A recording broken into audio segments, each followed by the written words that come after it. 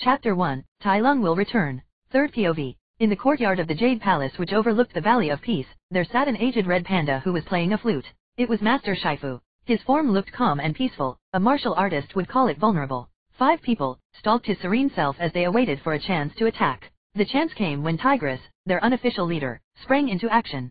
5 people, 5 masters of martial arts attacked Master Shifu, whose lazy eyes suddenly took a knowing shape, awareness glazed over them. Then after that, in a show of martial prowess and expertise, Master Shifu instantly subdued the 5 people. Their attacks met their end as Master Shifu skillfully redirected them to the ground, to themselves, or easily stopped them even with his smaller frame. The 5 people were known as the Furious 5. They were famous all over China and hailed as the prodigies of their generation. This was proven true when they claimed victory in the Battle of Weeping River against an army that outnumbered them by 1,000 to 1. But their opponent this time was proven to be more formidable than a mere 5,000 soldiers. It was their master, the one who taught them everything they knew, be it about martial arts or about life. Master Shifu, a name renowned all over China as the best martial arts teacher, for not only teaching the Furious 5 and other masters, but a certain villain as well. Well done, students. Master Shifu started with a smile and a bright tone. If you are trying to disappoint me. Master Shifu finished, his voice taking the tone of a stern and strict teacher who barely held back a disappointed scowl. Tigress, you need more ferocity. Monkey, greater speed. Crane, height. Viper, subtlety. He told them while pointing at each and everyone as he addressed them. Although famous all over China for their skills and respected by other masters, the Furious 5 could never attain a satisfactory standard in their master's eyes. They needed to do better. But his teaching was cut short when a duck who worked in the Jade Palace interrupted. Master Shifu, what? The duck stopped on his track, a bit scared in the presence of Master Shifu, who was always closed off and unapproachable to others. But orders came from a higher power. Master Oogway wants to see you. Master Shifu paused, wondering why he was summoned so suddenly. But it didn't take him even a second to run towards the Jade Palace after that. Just like he was a respected master to the Furious 5, Master Oogway was his master. With his incredible speed, he reached the Jade Palace in mere moments. He was greeted with the sight of Master Oogway, who was meditating near a pool. Master Oogway, you summoned me? Is something wrong? Master Shifu asked while doing a respectful bow, with his fist meeting the palm of his hand. Why must something be wrong for me to want to see my old friend? Master Oogway was an old tortoise who looked like someone who could fondly recall the birth of the sun like a childhood memory. His wrinkled body spoke of centuries of experience and his eyes held knowledge twice that. Yet he was still the strongest master alive today. So, nothing's wrong? Master Shifu asked while looking at Oogway, who was now blowing out the candles surrounding the pool. Well, I didn't say that. Master Oogway said, voice tinged with amusement. Shifu waited for Oogway to speak more and elaborate exactly what was wrong, but the tortoise was more interested in his candles as he blew them out one by one. They numbered in thousands. Shifu's eyebrows twitched before he performed a technique that blew out all the candles at once. Again, displaying his incredible mastery over Kung Fu, Oogway simply smiled fondly, impressed at the innovative action his disciple had taken. Then he turned towards Shifu and wet his dry mouth to speak. I have had a vision. Oogway started. You could see worry amongst the vast ancient knowledge in his eyes. The world stilled for Shifu when he heard what came out of Oogway's mouth, and his mind broke out in a fit of panic as bad memories surged. The world also took a sharp turn as the previous clear sky darkened. Thunder followed as if the words spoken were lightning that struck change in the mortal realm. Tai Lung will return. Tai Lung's POV. It's been so long in fact that I have forgotten the sensation of sunlight blinding my eyes, the different tastes upon my tongue, or the playful wind caressing my fur. It has been 630,700,000 seconds, or 20 years. Seriously, it has been 20 years, let that sink in. 20 fucking years. 20 years of darkness. 20 years of hunger. 20 years of isolation. 20 years of cold. 20 years of immobility. It was 20 years of imprisonment. Over what? A fucking scroll? Damn it. I didn't even kill anyone. I merely destroyed a few villages in my tantrum, but that did not warrant a punishment like this. 20 years was a long time. It was a lifetime for many people, yet here I am, rotting away in some cave, incapable of doing anything. And the sole reason behind it was that I got a little mad when some old tortoise denied me something I had worked my entire for. I swear if the annals of time had not claimed the life of that old reptile by now, I will when I eventually get out of this shithole. But I wouldn't say my time spent here was a complete waste of time, as I was able to recall my other life in another world due to the sheer boredom of this place. Yes, as strange as it sounds, that was what happened. As I was imprisoned here, left in the dark and incapable of even moving a single muscle, I got memories of another life. A life where I was a human and lived in a world where my current world was nothing but fictional. Pretty crazy, right? At first, it was confusing, then it was scary as I felt myself changing and influenced by this other life I had. My mindset, altered. My personality, influenced. And my heart, forever changed. I was scared, I was alone, and I had existential crises. But 20 years was long enough for me to settle every issue and find inner peace. After a decade or so, I managed to find peace in myself and my identity. I am Tai Lung.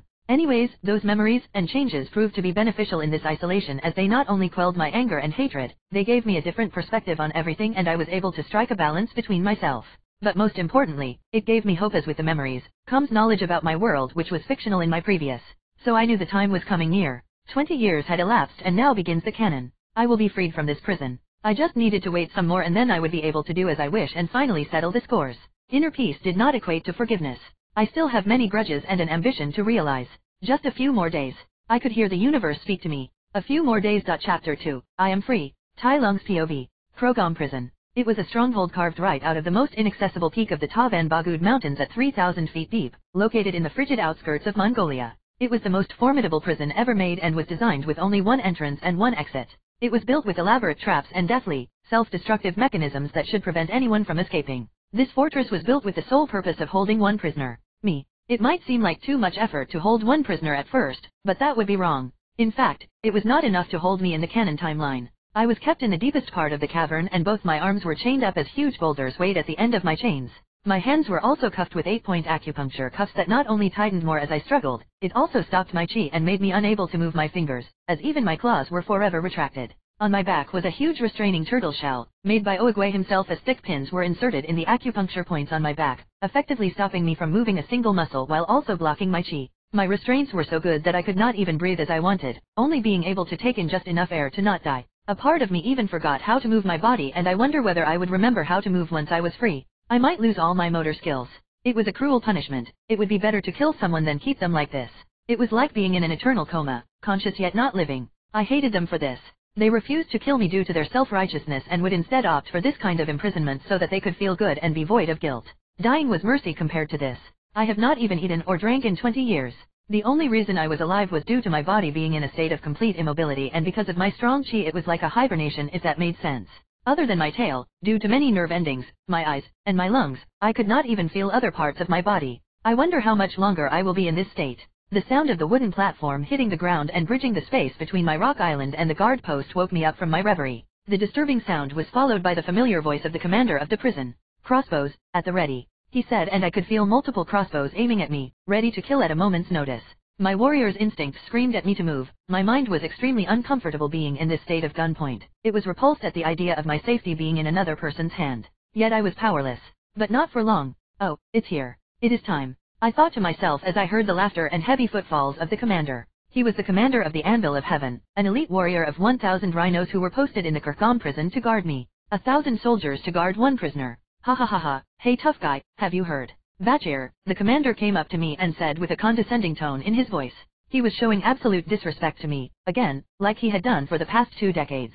Oogway is finally going to give the dragon scroll to someone and it's not gonna be you, he said as the torch he was carrying gave me a much needed warmth in the frigid cave since my body was restrained to the point I could not even produce proper body heat. What are you doing? Don't get him mad, said a duck in a half whisper half shouting. If memory serves me right, it was the duck that was supposed to deliver a message from Shifu. The message was to double the defense and guards of Chroch Gom Prison. What's he gonna do? He is completely immobilized, Vachir said while walking around me. He even stepped on my tail to prove his point.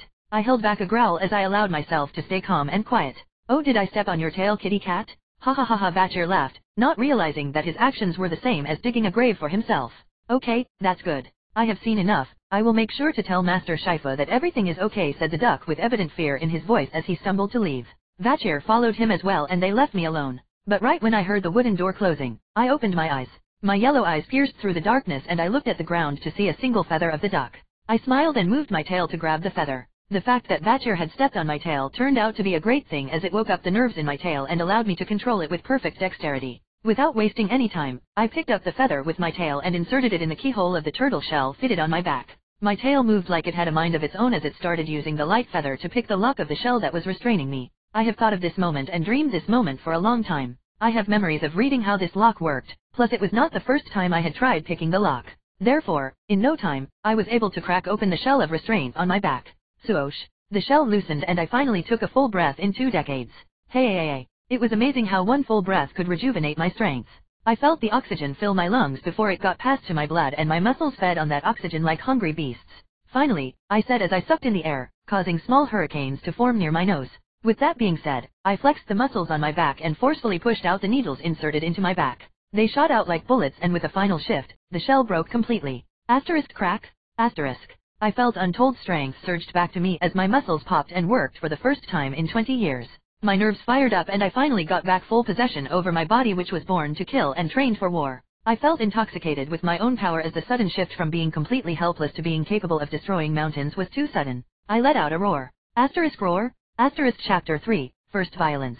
Tai Lung's POV. I am free. The sound of an arrow the size of a spear cutting through the air at a speed I lug equally fast made my body lean back on instinct. The sharp edge of the spear barely ruffled my fur as it lodged itself on the ground beside me. The arrow was fast, but my instincts could glimpse at the future. My lips stretched into a smile, showing my canines that could and have ripped through the toughest armor. I basked in the glory of my strength and might.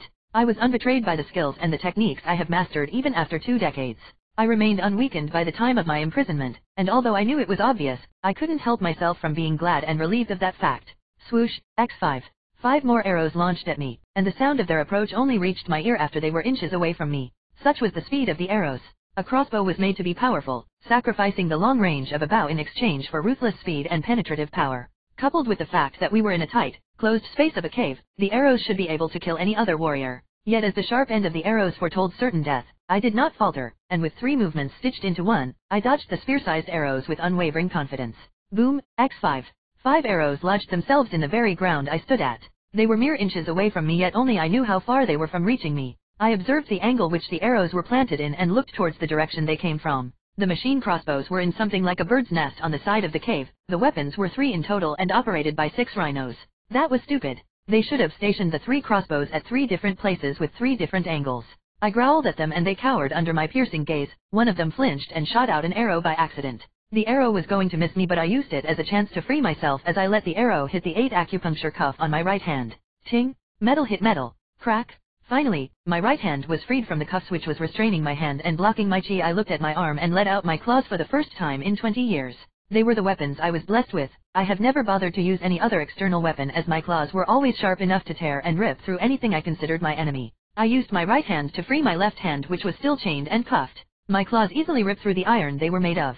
But I did not let go of the chains that wrapped around my left hand. I grabbed the chain with both my arm and pulled it as hard as I could. The kinetic energy traveled like waves through the chain. Hey-ah! I swung the chain over my shoulder and the huge boulder that was tied at the end crashed into the place where the crossbows were kept. The screams of terror from the 6 rhinos were followed by the sound of an earthquake as the boulder crushed them to a pulp. Blood and flesh splattered on the walls of the cave as the boulder remained suspended there. Ah, violence! How I missed this! I said to myself and got on all fours as I stretched my body like any feline would after staying in the same place for a long time. My muscles stretched and trembled in relief. My bones snapped and fit into place like pieces of a puzzle. The fur on my back stood up as I let myself go. If it was not for my pride as a warrior, I would have purred. That's more like it, I said with a happy smile, unfitting of someone who just ruthlessly killed 6 people. But then, the noisy sound from above disturbed me and I was forced to look up. Many bridges, similar to the Great Wall of China, were connecting different sides of the cave and I saw many soldiers stationed in those bridges. The army of soldiers, or the Anvil of Heaven as they called themselves, were all looking down at me with a bow and arrow in their hand. Ready. The voice of the commander echoed through the cave. Oh, I thought to myself, realizing the situation. Fire. Few, X993. An uncountable number of arrows shot down at me. They were of such quantity that they managed to block my vision completely, casting a despairing shadow like the dark clouds before a storm. It was raining. It was raining arrows and there were so many that no matter where I went, I wouldn't be able to escape. Pathetic. I commented while picking up 2 of the arrows in both hands.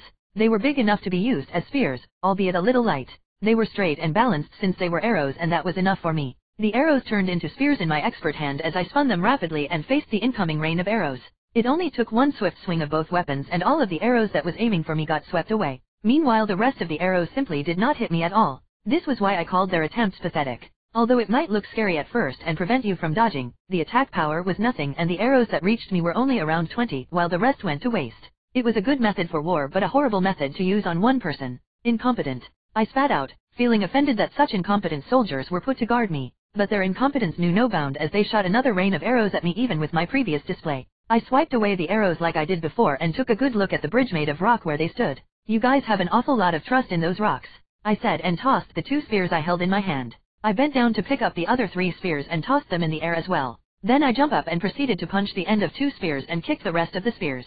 In a show of unimaginable strength and precision, the 5 spears shot out like cannons after I hit them at their end. The spears cut through the air and even with the constant pulling of gravity, my power forced them to fly up until they hit their target. The rhinos standing at the nearest bridge pulled back to hide and none of the spears hit them. Instead, they hit the bottom of the bridge and lodged themselves there. Haha, he missed. One of the rhinos exclaimed in relief, but that was short-lived as they all heard a crack the next moment. Crack. Webs of cracks rapidly expanded at the bottom of the bridge as the rhinos standing on top of it realized what was happening. They screamed and tried to run away, but all that constant moving did nothing but quicken the inevitable as the rocky bridge broke into pieces and collapsed. Rhinoceros were the second heaviest animal on land, right after elephants. So it was beyond stupid for 100 or so of them to occupy one bridge made of stone. Ah! Nooo! Rah! Their screams of horror and despair bounced off the cave walls, multiplying the sound and making it louder. It was a pleasant music to my ears. All those condescending voices, those ridicule, and all the jokes they cracked in my name through the years, flashed in my mind. Their voice was better when they screamed. I like their cries, far better than I like their laughters. Ha ha ha ha ha ha. I let out a laugh while opening my arms. Only a few seconds ago arrows were raining, but now, it was the bodies of the soldiers and debris of the collapsed bridge that was raining down on me. I cracked my neck and with a deep throat roar, I ran on all fours and leaped at the wall of the cave. My claws, both from my feet and hands, dug into the rocks as I ran up the vertical wall as if I was running on normal ground. When the bodies of the soldiers reached me, I jumped on them and used HAREM as a footing to leap higher and higher. Their screams got further and further as they fell into the bottom of the cave, to their deaths. Chroch Gom was no longer a prison that held Tai Lung, but instead, it was their graveyard. I used the fallen bodies and debris as footholds, propelling myself up to the closest bridge. I landed on the bridge with a thud, and the soldiers who were looking down at their falling allies in fear, turned to me. No one dared make a sound or move as I slowly rose to my feet. I deeply frowned at them and showed off my canines. A deep growl rolled off my throat as it seemed to shake the very air with its vibration. Please? The guy was the first victim as I moved at a speed their eyes could not follow and their heavy bodies could never hope to react to. My fist met his jaw as his teeth broke out with a mixture of blood and spit. Whatever plea of mercy he was about to spew was cut off to remain forever unheard. Then I spun around and kicked his side, sending his huge body to fly off the bridge and fall to his death like his comrades. All of this happened in the span of a single second. The other soldiers were too shocked and scared to even react. Their big and durable body was nothing more than a training dummy to me as I blurred from one place to another. Unfortunately, I was in a hurry as there was a self-destruct mechanism in the prison. Therefore, I had no time to play around or show them mercy. Everyone I attacked, I killed immediately by either throwing them off the bridge or cutting their vital parts with my claw. Maybe if there was no self-destruct mechanism, I would play around and maybe spare 3 or 4 attacks for each of them. This would be better than receiving one swift killer attack. Maybe they would have met my punches or kicks instead of my claws, which reaped their life one by one. It was truly ironic. The very thing they designed to make sure I never escape my imprisonment, caused them to meet the end they could never escape from. Death. Chapter 4, Honorable Death. Third POV. Vachir, the commander of the army Anvil of Heaven, had never felt fear quite like he was feeling now. He was a soldier, a commander even, and he had faced countless battles and had fought in multiple wars. Yet he had never felt this kind of fear before. He knew fear, but whenever he was faced with fear, there was always hope. In a battle, there was the threat of death, but there was also the hope for life and victory. Every fight he has had, every enemy he had dealt with, there was always a chance of victory alongside death and defeat. But not this time. This time there was only fear and despair. He can't win. He wouldn't live.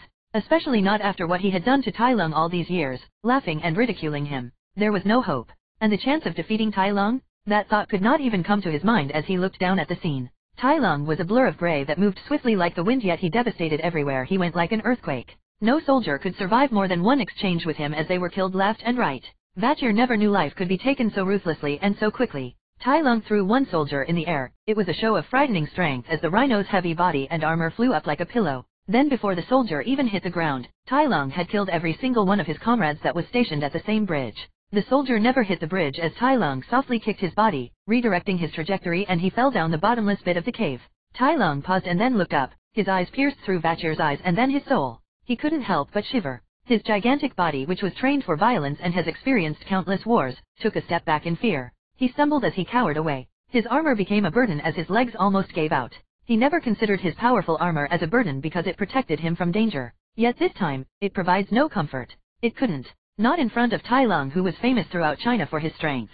It was said that only Master Oogway could beat him. His armor became dead weight. He took off his armor and threw it to the side. His eyes stood firm even when his body cowered. You really shouldn't have angered him. The messenger duck from the Jade Palace commented. You're not helping. Vachir gruffed as he prepared for the next course of action. If he was going to die, then at least he would die as an honorable commander. So leaders, he screamed, his voice echoing in the cave.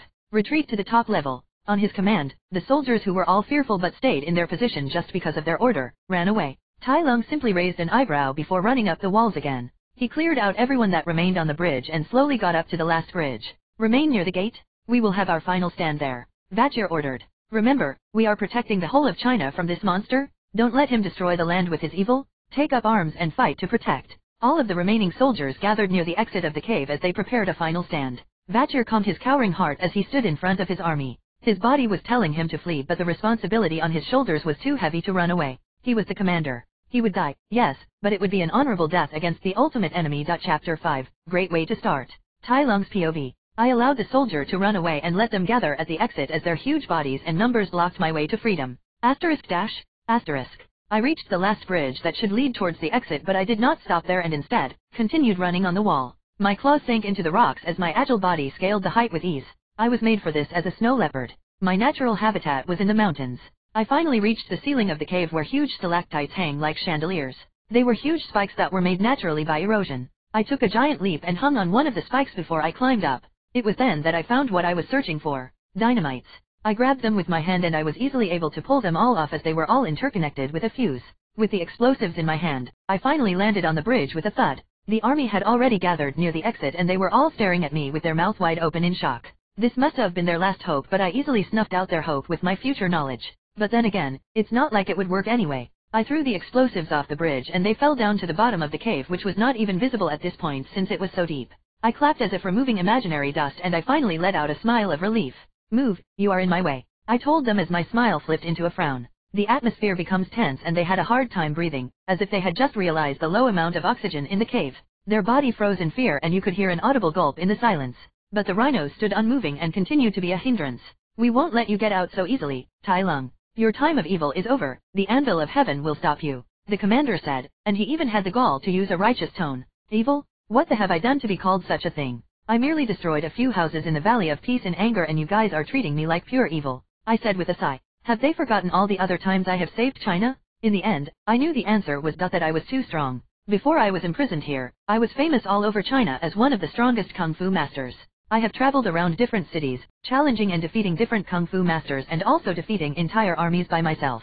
It could be said that people were afraid of me. What if I turned against them? And my outburst was a good excuse to put me away for good. Don't lie to us, Master Oogway have seen through your evil heart, the commander said, and he got nods from his soldiers.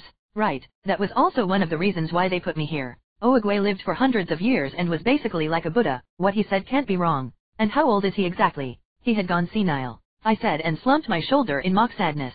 You know what? Forget it, I said as I put one foot forward, ready to charge at them. I am giving a chance for everyone to run away one last time. You can't stop me, I said as my voice got an octave deeper. The anvil of heaven. You guys are only 1,000, you think that is enough to stop me? I have mastered the 1,000 scrolls of Kung Fu. I can use a different technique to kill each and every one of you individually, I said, and I could see their strong faces slowly beginning to break. On the count of 3, I will kill anyone remaining here. 1. The soldiers looked around, reading each other's faces to see what they were thinking. 2. I saw the soldiers grit their teeth as the young soldiers who had never seen war started crying. 3. And then, what? I am not going to die such a meaningless death, one of them said and pushed the door open before fleeing. It took one coward to convince everyone else.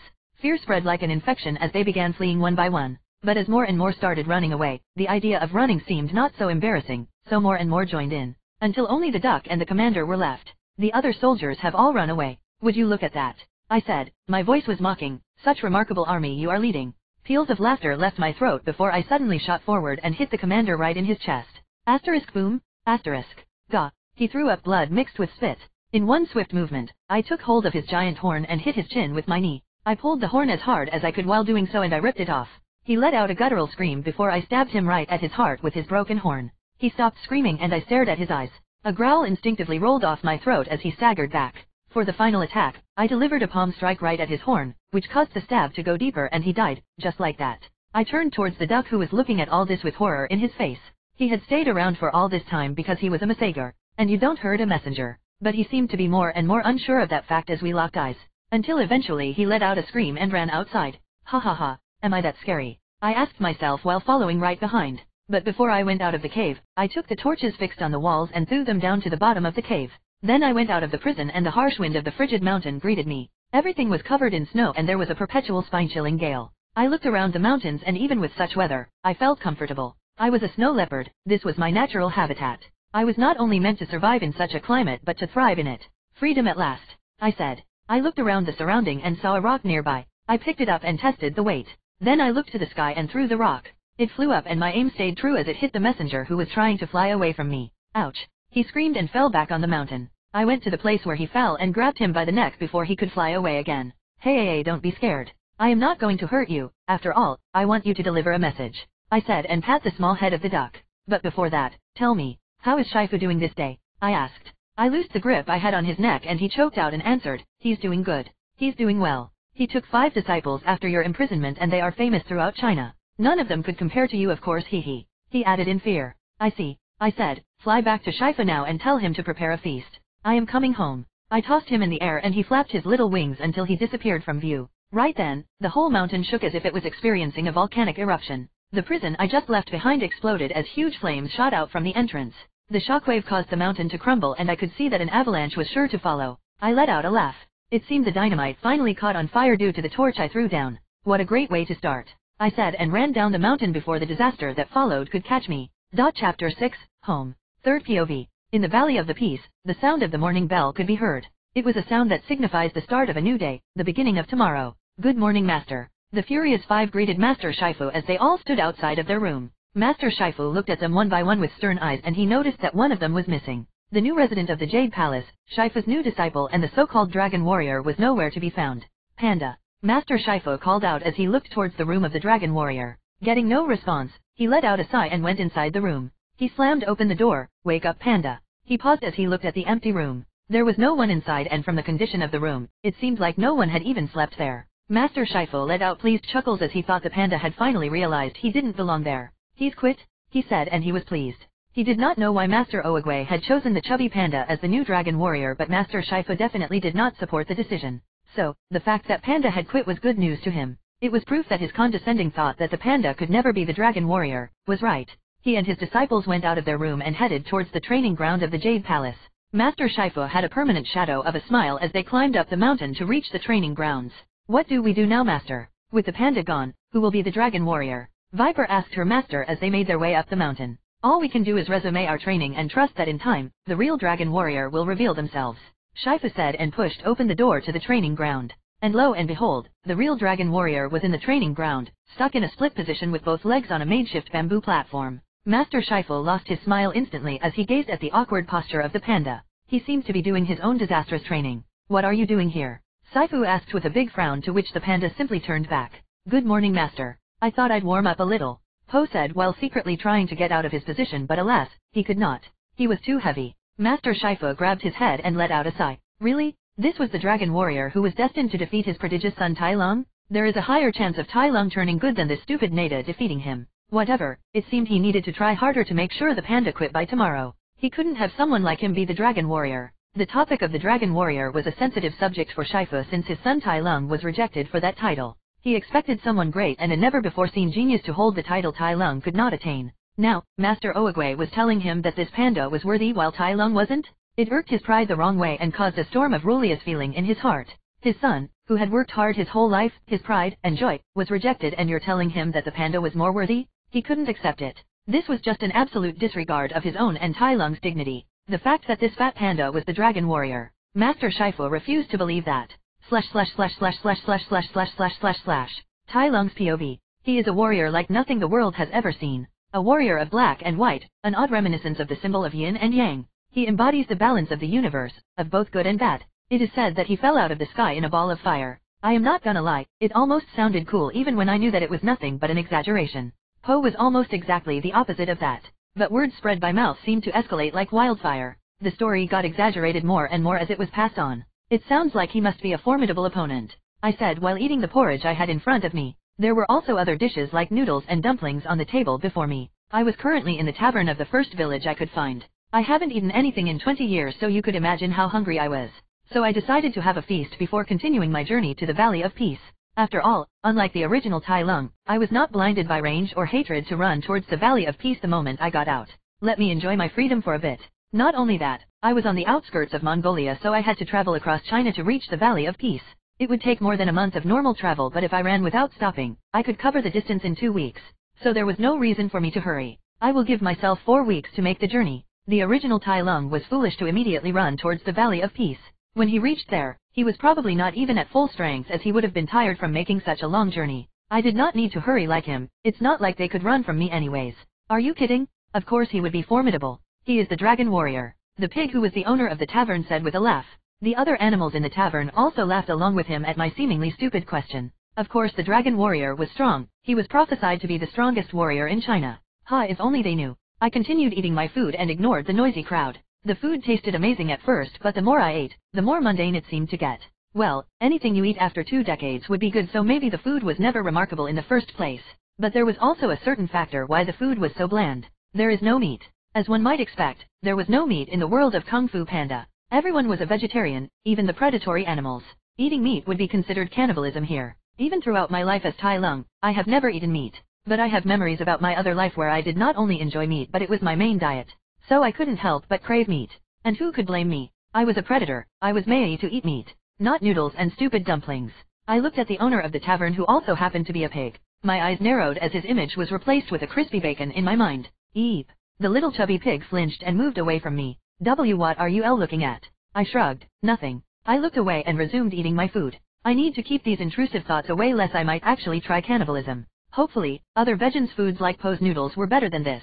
Speaking of my other life, in my life there, I was also called Tai Lung. I was born in China and had an unhealthy passion for martial arts and fighting. I trained my whole life in different Chinese martial arts and Kung Fu. After I learned everything, I was determined to enter the UFC and prove to the world that Chinese Kung Fu were real and useful in combat. I was about to make a revolution, like Bruce Lee and Jackie Chan, and introduce a different aspect of Kung Fu to the world. Sadly, I died in a plane crash when I was on my way to America. I took a big swig of wine to clear away my thoughts. The way I went out was unfortunate, with all of my efforts going to waste before I accomplished my dreams. Thank you for the food. I cupped my fist with my palm and bowed in gratitude. Then I got up from my seat and head for the exit. Hey, you haven't paid for the food or wine. The owner, a middle-aged pig, called out in anger. I'll pay next time, I said, and tried to reach for the door, but a giant buffalo blocked my way. Didn't you hear Mr. Chen? He said you need to pay, he said, and towered over me. The other customers of the restaurant also looked our way as some fighters stood up and got ready for conflict. You see, Mr. Chen here is a friend of ours who has been serving us food and wine for a long time. I am not gonna watch someone disrespect him like that, he said with a threatening edge to his tone. Understandable, I could respect that. But you must also understand that 20 years in prison has not been a good way to earn money. I had absolutely no money on me right now. I have nothing on me right now, but I promise I will pay when I come here next time, I said, and swiftly maneuvered myself to pass him, but he managed to grab me. He is trained in Kung Fu. That wouldn't do, he said, and blew steam from his nostrils. In this situation, if you look at it from a moral perspective, they were in the right while I was in the wrong. But in this world, might makes it right. That means I am always right. Get your hand off me, I said, and grabbed his hand. My claws sank into his flesh and he let out a scream before I twisted his whole body and slammed him to the ground. You. The other immediately rushed at me as a deep growl rolled off my throat. At least I wouldn't kill them. The owner of the tavern hid in the corner while trembling. His eyes reflected fear and his curled-up body reflected his helplessness. Mr. Chen, like I said, I will pay for everything next time, I said, and wiped away the blood on my face. The interior of the tavern, which was lively and hospitable not too long ago, was reduced into a broken room that spoke of the conflict and violence that took place.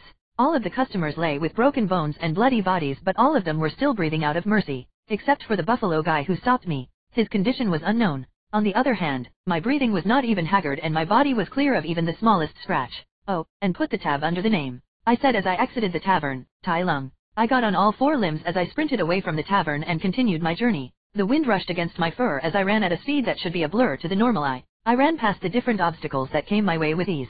4 weeks. In 4 weeks I would be home. Chapter 7, There Are Accidents.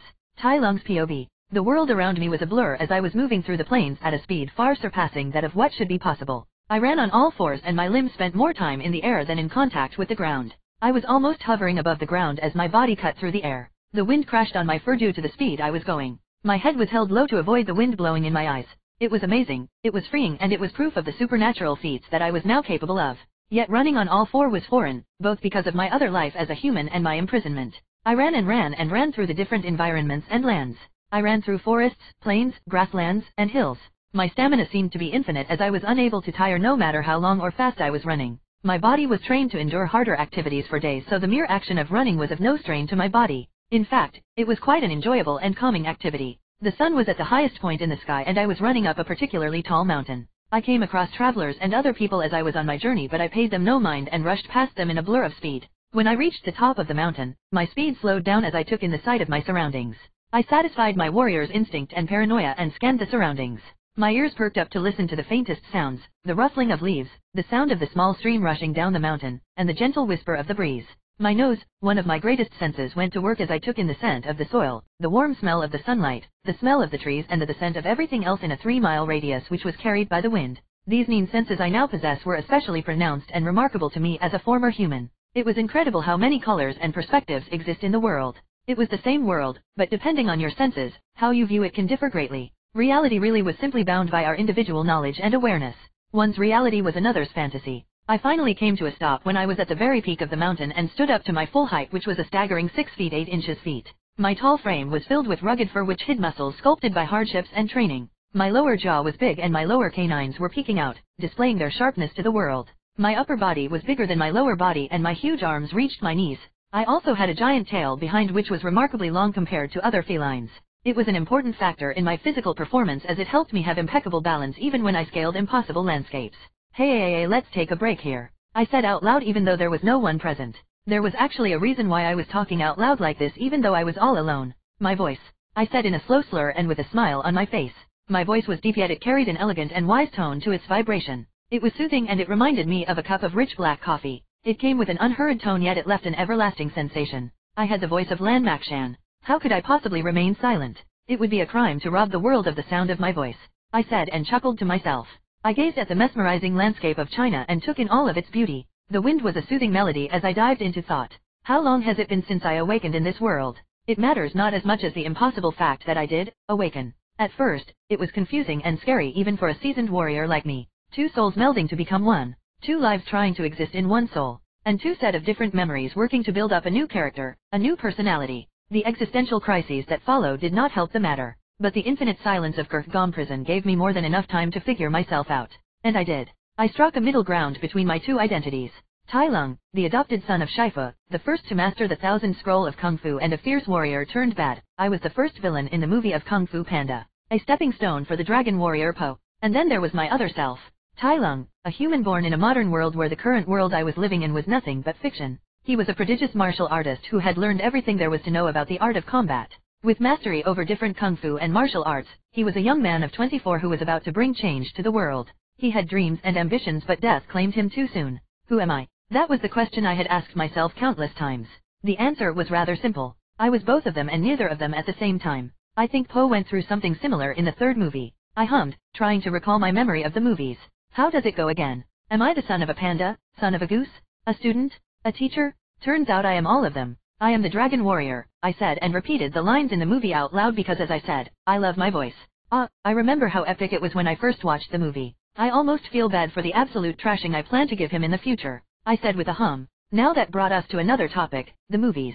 Or should I say my knowledge of the future. There were countless adversaries Po faced as the dragon warrior. Lord Shen and his weapons, the shape-shifting chameleon, and there was the final villain I feel Po beat by pure luck, Kai. Here's the thing, I was in no way going to leave these threats to the dragon warrior or the so-called will of the universe and fate. My very existence has altered fate now and it would be evident when Po would be unable to defeat me since I was me now. It was entirely up to me to deal with these threats and enemies.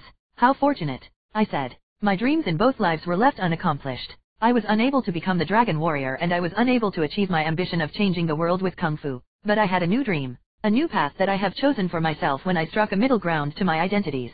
It could be said that this ambition was what tied my whole being together. It was what made my 2 existence morph into one again. The strongest. I declared to the world and there was a change in the wind. The world listened. The path towards power was a road almost all of the villains in Kung Fu had taken. It includes Kai, Jindayo, and even Shen who went after power in his own way. Yet all of them failed. In the end, they were defeated by pacifists who wanted nothing but peace and balance in the world. The universe gave power to those who did not desire it.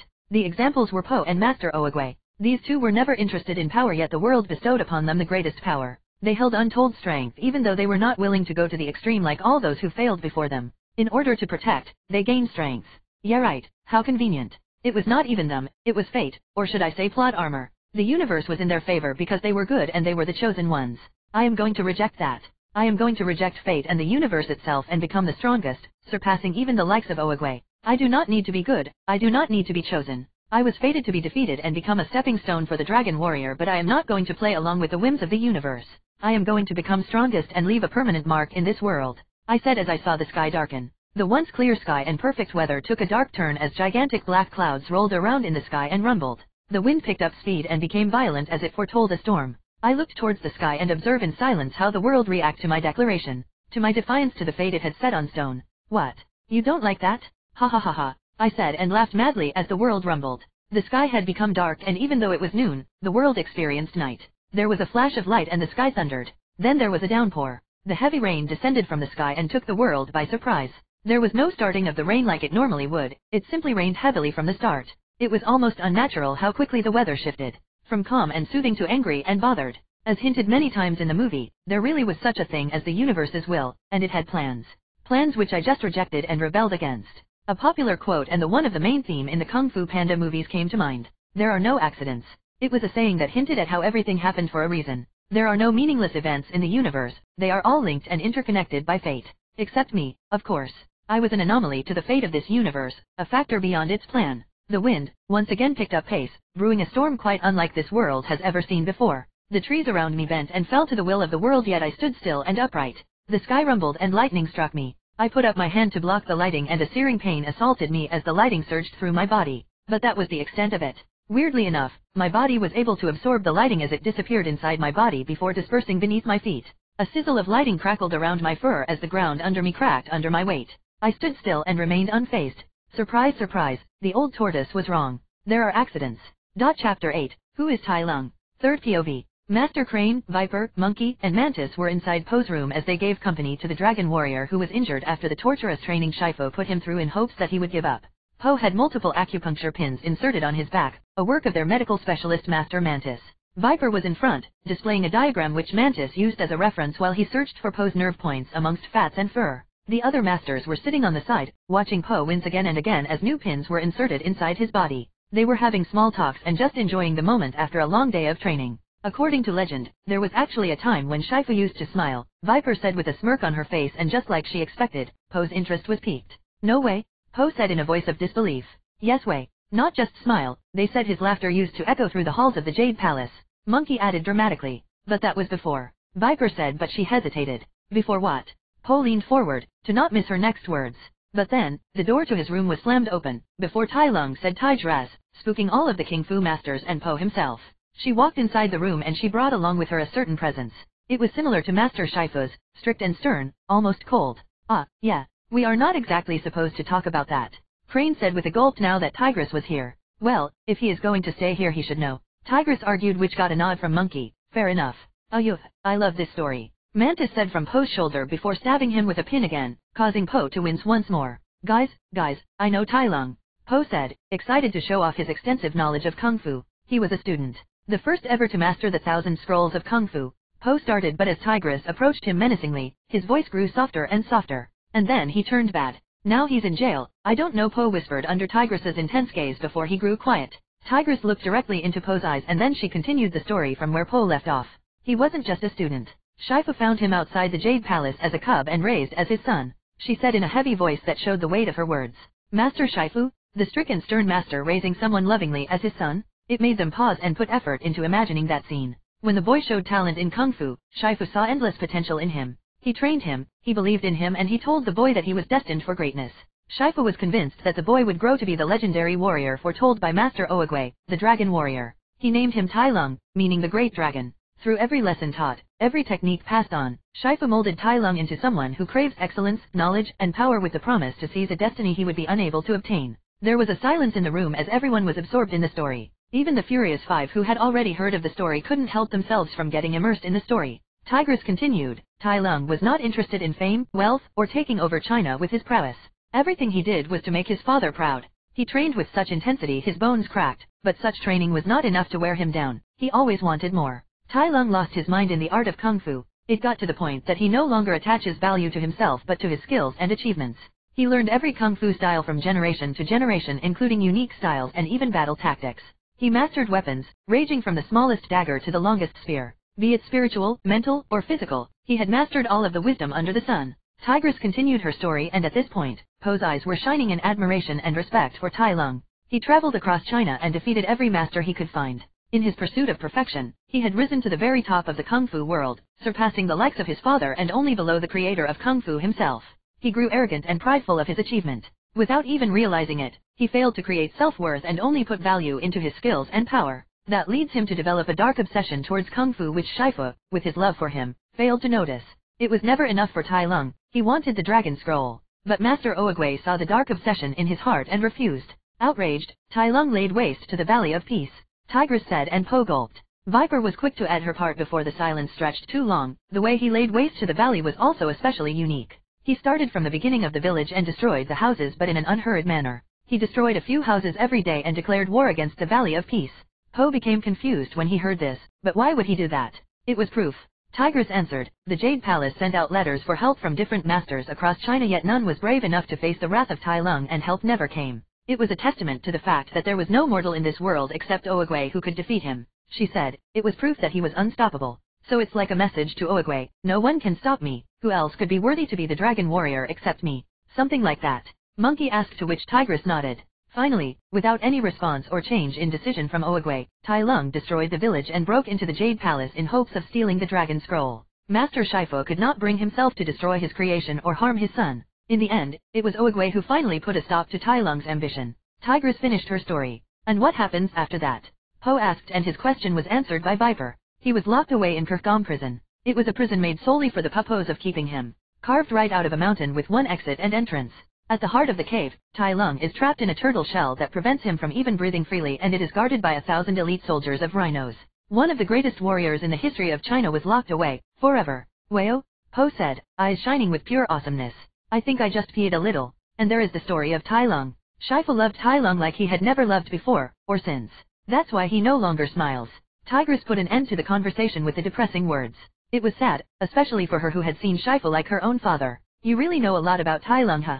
Po commented, to which Tigress gave him a glare. Po flinched back. Yes, I read the records. Even though Tai Lung was a bad person, he was a once-in-a-generation genius. I used his notes and his leopard style as a reference to create my tiger-style kung fu, she said. Awesome. Tigress finally revealed a smile which she quickly erased as she said, enough about stories. It's time for bed, we have much more training to do tomorrow. Alright. Noted. The Furious Five said before slowly leaving Po's room to sleep in their own room. Good night, Po. Viper said. Good night. After every one of them left, Po lay on his front since there were still acupuncture pins on his back. He thought about the story of Tai Lung as he slowly drifted off to sleep. In another part of the Jade Palace, Shifu could be seen running up the steps which lead to the peach tree of heavenly wisdom. He had just received news about Tai Lung's escape from the messenger duck he sent to Chroch Gom Prison. Master, he said in a hurried manner and stopped when he reached the peach tree. His master, Oogway, was standing at the edge of a cliff near the tree. Oogway hummed in response to Shifu's calling and continued to gaze at the horizon without even looking at him. It's very, very bad news, Shifu said. Oogway let out a slow chuckle and finally turned back to look at Shifu. Shifu. There is just news, there is no good news or bad news. Shifu let out a sigh. Master, your vision was right. Tai Lung has broken out of prison and he is on his way. Oogway paused and his old bones trembled and his eyes opened wide in disbelief. He quickly recollected himself. Indeed, that is bad news. If you do not believe the dragon warrior can defeat him. Oogway regained his smile at the end of his sentence.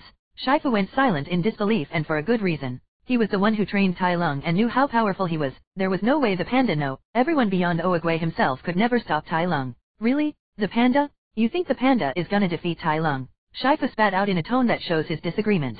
He is just that, a panda. Shifu said, still refusing to recognize Po as the dragon warrior. Careful, you're a panda too, Oogway quipped with a kind smile. Shifu held his head. Master, he is not the dragon warrior, he wasn't even meant to be there. It was an accident. Oogway let out a slow laugh. There are no accidents.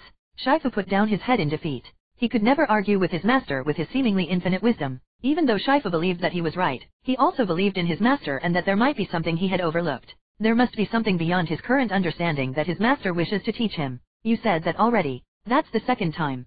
Shifu mumbled. Oogway smiled. Well, that was no accident either. Third time. Shifu kept count. My old friend.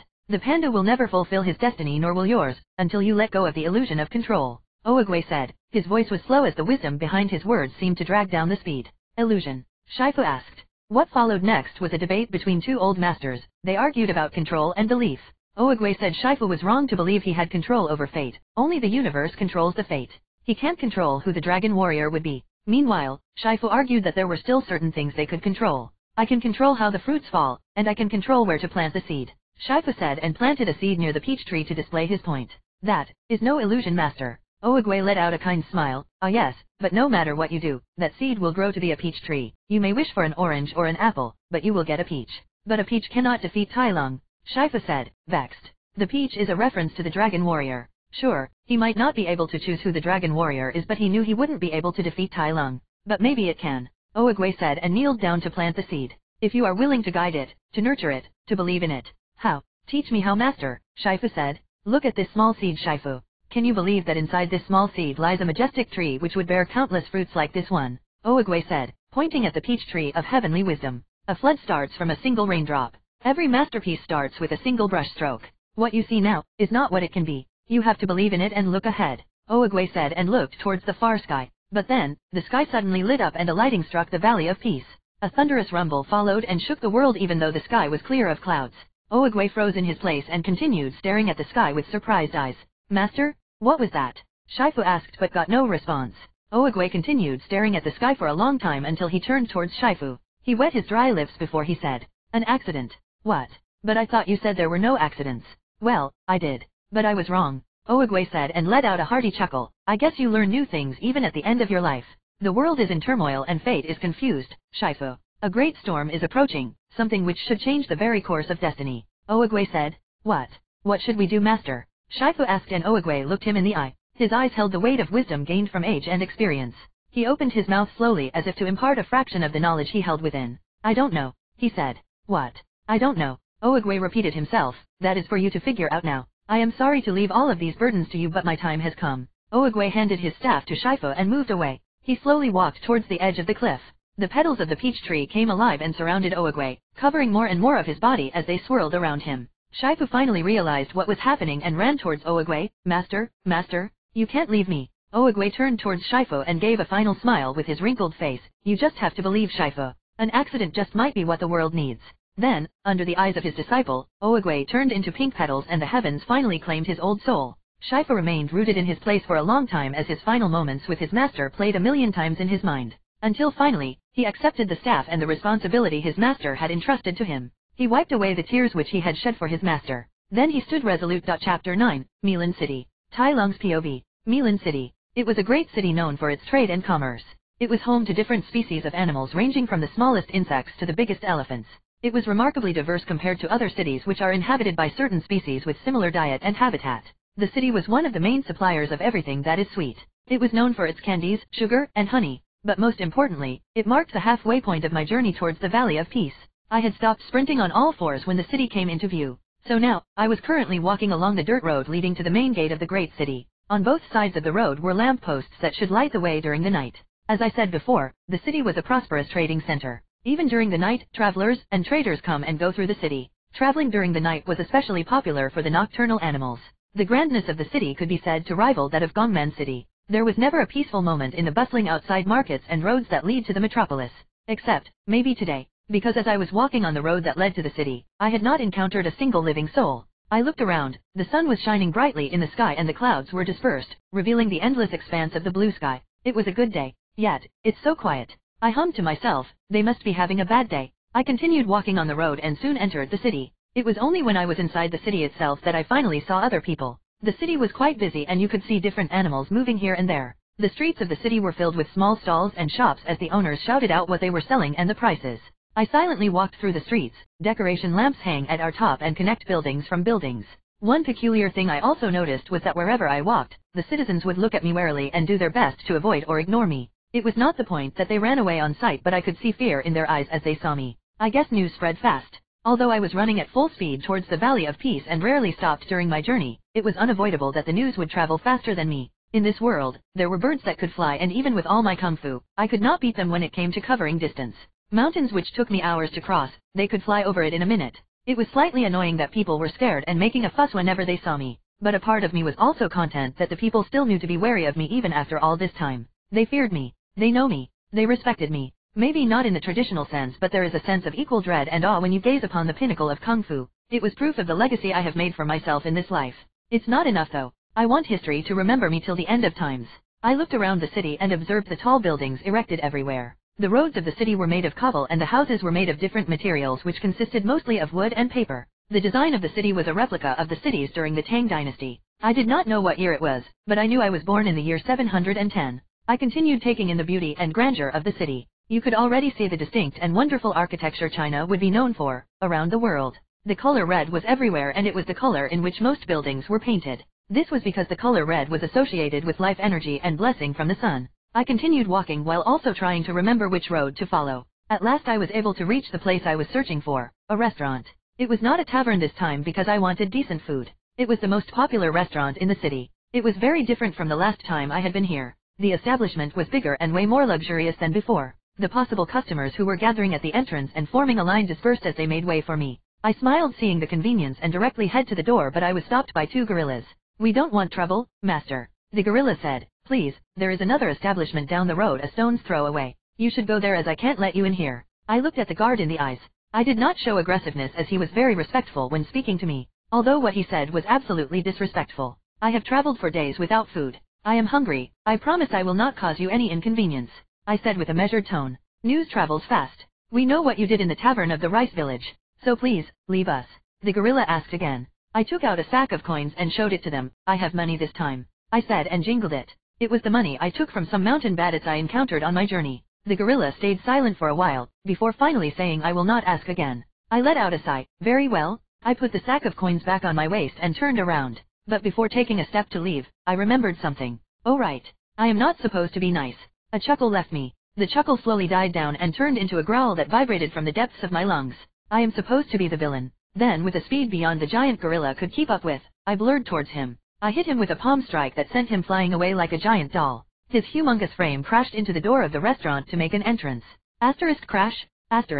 The other gorilla beat his chest and was about to attack, but he made the wrong time to look intimidating as while he beat at his chest, I hit him straight on his jaw. His jaw popped out with a crack sound as his eyes turned white. His brain had been violently rattled, causing his body to shut down completely. I was not done as I quickly changed my posture and follow up with an uppercut.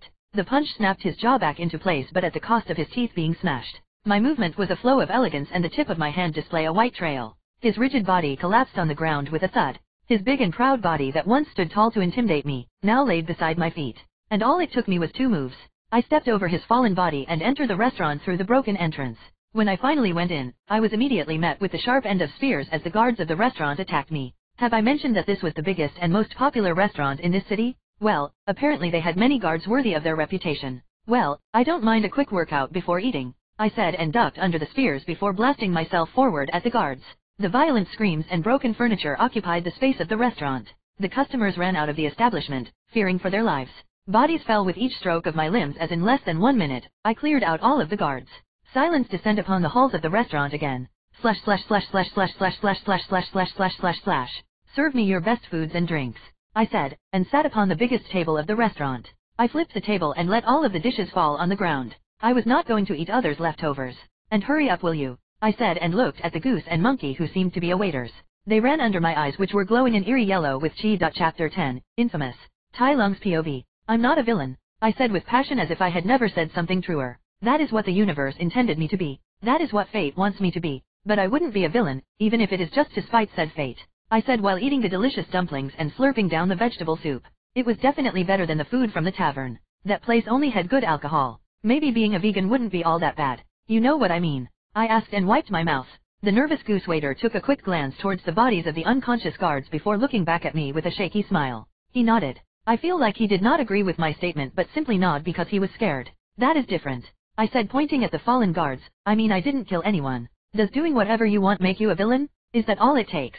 I am strong. I should at least be entitled to such things without being regarded as a villain, right?" I said to him and he nodded again. "I was hungry and they try and deny me food just because of my reputation. That's unfair, right?" I said and he nods.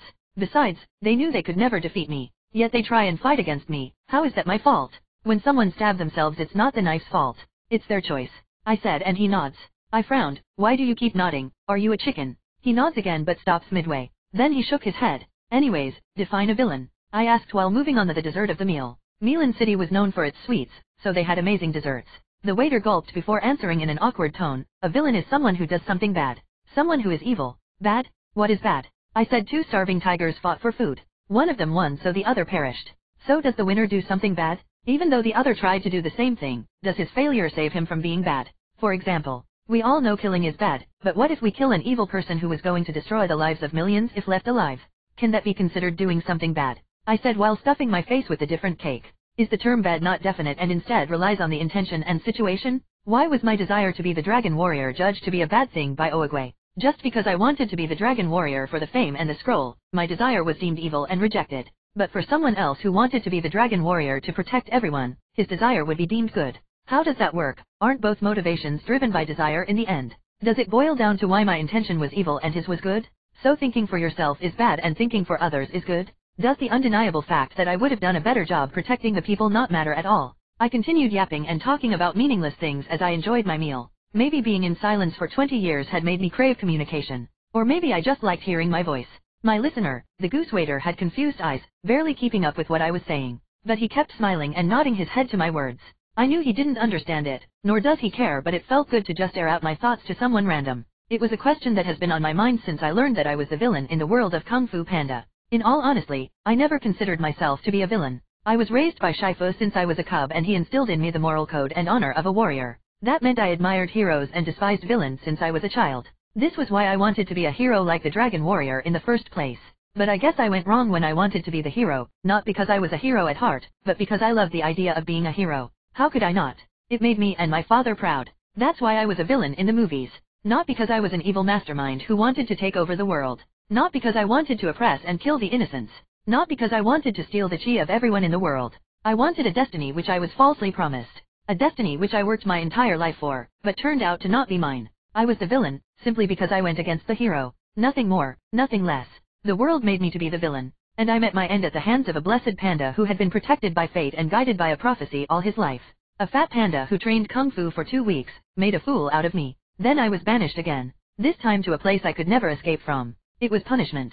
Oh, Tai Lung. How dare he aim for the destiny which was meant for the hero? How dare he try to be the dragon warrior? That won't happen this time.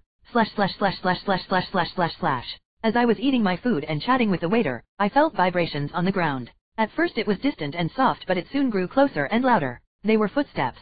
I did not pay heed to it even when I felt the footsteps come in closer and closer towards me. I observed how loud the steps were and guess how heavy the person would be. I also cringed internally at the lack of control the person has over his own body weight. Would he even be able to run? I stopped eating when the giant stopped right behind me. His huge body cast a shadow over my body and I could hear his gruff breath. I looked at the shadow and got ready when I saw him raise his hand along with the giant axe he held. I moved to the side. Fwuz. A huge axe barely cut the tips of my fur as it came down on me. I watched as the axe split the table into 2. It did not end there as the axe created a wind blade that made a cut on the ground itself. There was no special technique applied to that swing either, it was just raw strength that created the wind blade. Boom. A loud explosion erupted as dust rises. The unconscious guards woke up to the sound and quickly fled from the scene. Strong. Very strong. Master Grizzly, the waiter exclaimed. Everyone leave. I will deal with him. His voice, deep and low, reverberated through the restaurant as every staff and cook remaining also ran away from the restaurant. I finally took a look at the enemy. It was a giant grizzly bear who stood at around 12 feet, nearly twice my height. His body was huge, filled with muscles and the right amount of fat. But the thick armor he wore seemed to be the one that caused his steps to be heavy. He held one axe and one warhammer in both hands. Ah, how can I forget the bear masters living here? I said while scanning him from top to bottom. Although it was weird why he was attacking me. It's not like I attacked the city. The commotion in the restaurant should be something they should deal with on their own. Especially if there was no killing or stealing. It was not something the guardian of the city should be involved with. It's like the FBI coming to stop you when you have a fight with your neighbor. Do the people see me as that much of a threat? Well, I am flattered. Chapter 11, Guardian of Milin City. Tai Lung's POV. The bears were permanent residents of Milin City due to the easy access the place had to their favorite food, which was honey. The bears had always been one of the strongest animals, blessed with unparalleled ferocity and strength from birth. Even without kung fu, they were formidable. But the Grizzly clan in particular were known to be great masters of kung fu. They possessed the berserker-style kung fu which had been passed on from generation to generation. To this day, they remained as the protector of Milin City. Just like how the Kung Fu Council protects Gongmen City. It's good to finally meet you again, Tai Lung. The bear clad in heavy armor said to me, as I raised an eyebrow. I went through my memories and tried to think back to my last visit to Milin City. It was back when I traveled throughout China to defeat different kung fu masters and learn their techniques. I took a good look at the face of the bear and the face of another powerful bear warrior appeared in my mind. Lishao, I called out. But that can't be right. Li Xiao should be older and he had scars on his face. Although there was familiarity, the warrior in front of me was too young. No, that was my father, he said. That made sense. I tried to remember if Li Xiao, the leader of the Grizzly clan, had any son, and indeed, I recalled his son cheering for him when we had our duel. I also remembered the horror on his son's face when I beat him. My name is Weibao. I am the current head of the clan, a successor of my father, Master Li Xiao. He said, I will be honest, I have waited a long time to finally meet you and get revenge in my father's name. What? Revenge? What did I even do this time? I remember I was still in my good boy phase when I met the warrior known for his unstoppable strength, Li Xiao of Milin City. So what could I have possibly done that would have made his son seek revenge against me? Weibao answered my question. My father had never been the same after his defeat against you. He lost the respect he had and everyone in the city ridiculed him for losing against a young master. The other masters also talked down to him and my father couldn't live with the shame. So he took his own life when I was 11 years old. He finished his story and glared at me. I gave him a deadpan expression. How was that even my fault? It sounds more like your father's ego was too fragile that he took his own life after a single loss. I said to him. Perhaps. But the bears are known for their immense pride. And you broke that pride when you used your nerve attacks and made him lose in the most humiliating way possible. He said. Okay, that jogged my memories a bit. I may or may not have boasted about beating the mighty unstoppable force Li Xiao with but a single finger, which was really the only way to beat him since his hide and muscles were too thick to damage. A nerve attack was the only way to truly beat him, and it was during this fight that I perfected the nerve attacks as well. Also, I may or may not have played with him and hit his facial nerves to embarrass him in front of his whole city. Did you know that if you hit the nerves in the pelvis, you can make your enemies pee themselves? It was an interesting discovery I made during the fight as well. Although this was accidental. Thinking back on it, I may be responsible for the death. A little bit. Okay, maybe not a little bit. Just, I am half the reason. Yay, let's do that. I have bear this grudge and hate towards you for a long time, he said and came close to me. Nice pun though. So in order to reclaim my father's honor, I want to challenge you to a fight to the death, he said, his mighty stature towering over me. He was even bigger than his father. To the death? I questioned in surprise. Yes, to the death. Only your life would be able to reclaim the honor of my father. A life for a life, he said and bowed a little. And if I fight to take a life, I am ready for the same fate to happen to me, he said and finished. What a respectful and honorable bear he turned out to be. I was surprised and I couldn't help but return the same gesture. Your father raised you well at least. I accept your challenge, I said, and the next moment, I ducked under the powerful swing of his hammer. Good. Now, let us fight, he declared, and he finally released all his wrath and the hatred he had towards me. He stood his ground and let out a deafening roar that created a shockwave so strong it managed to make my first stand. Asterisk. He charged at me and the very foundation of the restaurant shook under his weight. He was extremely slow, but that also made him able to change direction instantly as I moved away from him. To my sense, it felt like a mountain was chasing after me. My instinct told me of the unimaginable strength his body contained. He charged at me. It was slow, but he was unstoppable. Finally, my back hit a table and I stopped. Weibao swung his hammer down and I barely leaned sideways to dodge. The hammer hit the ground and it cracked like glass under his power. His weapon was planted on the ground, so I took that time to kick his hand, making him loose his hold on his weapon. Then with lightning speed movements, I used the same technique I used to defeat his father. Nerve attack. My finger met the right target in a scary display of accuracy. But instead of flesh, my finger and claw hit an armor. I paused. Oh, he was not kidding when he said he had been preparing his entire life to fight me. When I looked at it, his armor protected almost all the nerve points in his body. Rawr. He rared and swung his arm at me. We were too close, so I did not have time to move away. I put my arms up to block and I felt my bones creak under his earth-shattering strength. My body flew away due to the sheer force of his swing. My body crashed into the wall of the restaurant and easily broke through it. I was sent flying outside the street as I flipped in the air and landed on the cobbled road. I continued sliding back until I let out my claws, and with yellow sparks caused by the friction of the stone and my claw, I came to a stop. Slowly but surely I stood up to my full height. I cracked my bones and a grin slowly formed on my face. A deep growl instinctively rolled off my throat as I looked towards the restaurant. Weibao destroyed the wall of the restaurant as his eyes locked with mine. Then, he took a step towards me. At first, it was slow, but soon it gained momentum and he was full-on charging at me again with a warhammer and a war axe in his hand. He let out an earth-shaking roar. As I looked upon the unstoppable force charging at me, I felt no fear. There was a sense of excitement as my blood began boiling. Oh, how I missed this feeling. Until now, my opponents have been weaklings in large numbers. I never even got to have a real fight. Now, here was the perfect opponent. Weibao, who had far surpassed his father in wits and strengths. Finally, a decent challenge. The world shall finally witness my kung fu again after 20 years. I flexed my muscles and the ground cracked as I shot towards my opponent like a cannonball. He used his heavy weight to gather momentum. The ground shook with every step he took. On the other hand, I used my speed to gather kinetic energy as I blitzed towards him. My speed only increased the more distance I covered. It was going to be like a crash between a truck and a race car. We met in the middle, covering the same distance since he started first. I ducked under the horizontal swing of his axe. It had so much power that it split the house beside us into two. I ducked and spun while focusing all of the force behind my speed on one of my feet. I kicked him right on his abdomen. There was a rupture in the air as our collision sent a shockwave that destroyed all of the lamps hanging above our head. The ground cried under our weight and it caved in. But even with all of that power, my opponent did not take a single step back. I let out a smile full of disbelief. Roar! He let out a roar and swung his warhammer down on me. I catched his hammer with my two hands and although I stopped it, his swing was so heavy that it buried my feet in the ground. My eyes glowed yellow and serious as I let out a roar. I pushed the hammer away and stepped on it to plant it on the ground. Then with a leap, I punched him right at his jaw. Maybe I was wrong. Maybe I have lost some of my strength during my imprisonment. Because it was impossible for anyone to look down while I punched their jaw. He resisted my punch and gazed down at me. His eyes were red and rageful. Damn, the new generations are scary. Bears in general are scary. What are you looking at? I said and grabbed his face before smashing it with my knee. He tried to grab me but I flipped and landed behind him. I hit him right behind his knee, causing him to kneel down on one leg. When his height was finally lowered and I could perfectly hit his head, I spun to gather force and deliver a hook right at the side of his face. It's impressive he can shrug off my attacks. But what will he do with 100 of them? Important author explanation. A lot of criticism and misunderstanding has been going on with Tai Lung's character, so let's clear those up. The first thing you should take note is that the world was based in ancient China and it is literally occupied by intelligent animals. That means, what this world consider evil and what modern world consider evil is very different. Their moral is different. For example, a warrior killing another warrior is not considered evil. When a person chosen to pursue kung fu or become a warrior, they resigned their life and accepted the chance of death. As shown in this chapter, if I am willing to kill then I am willing to die.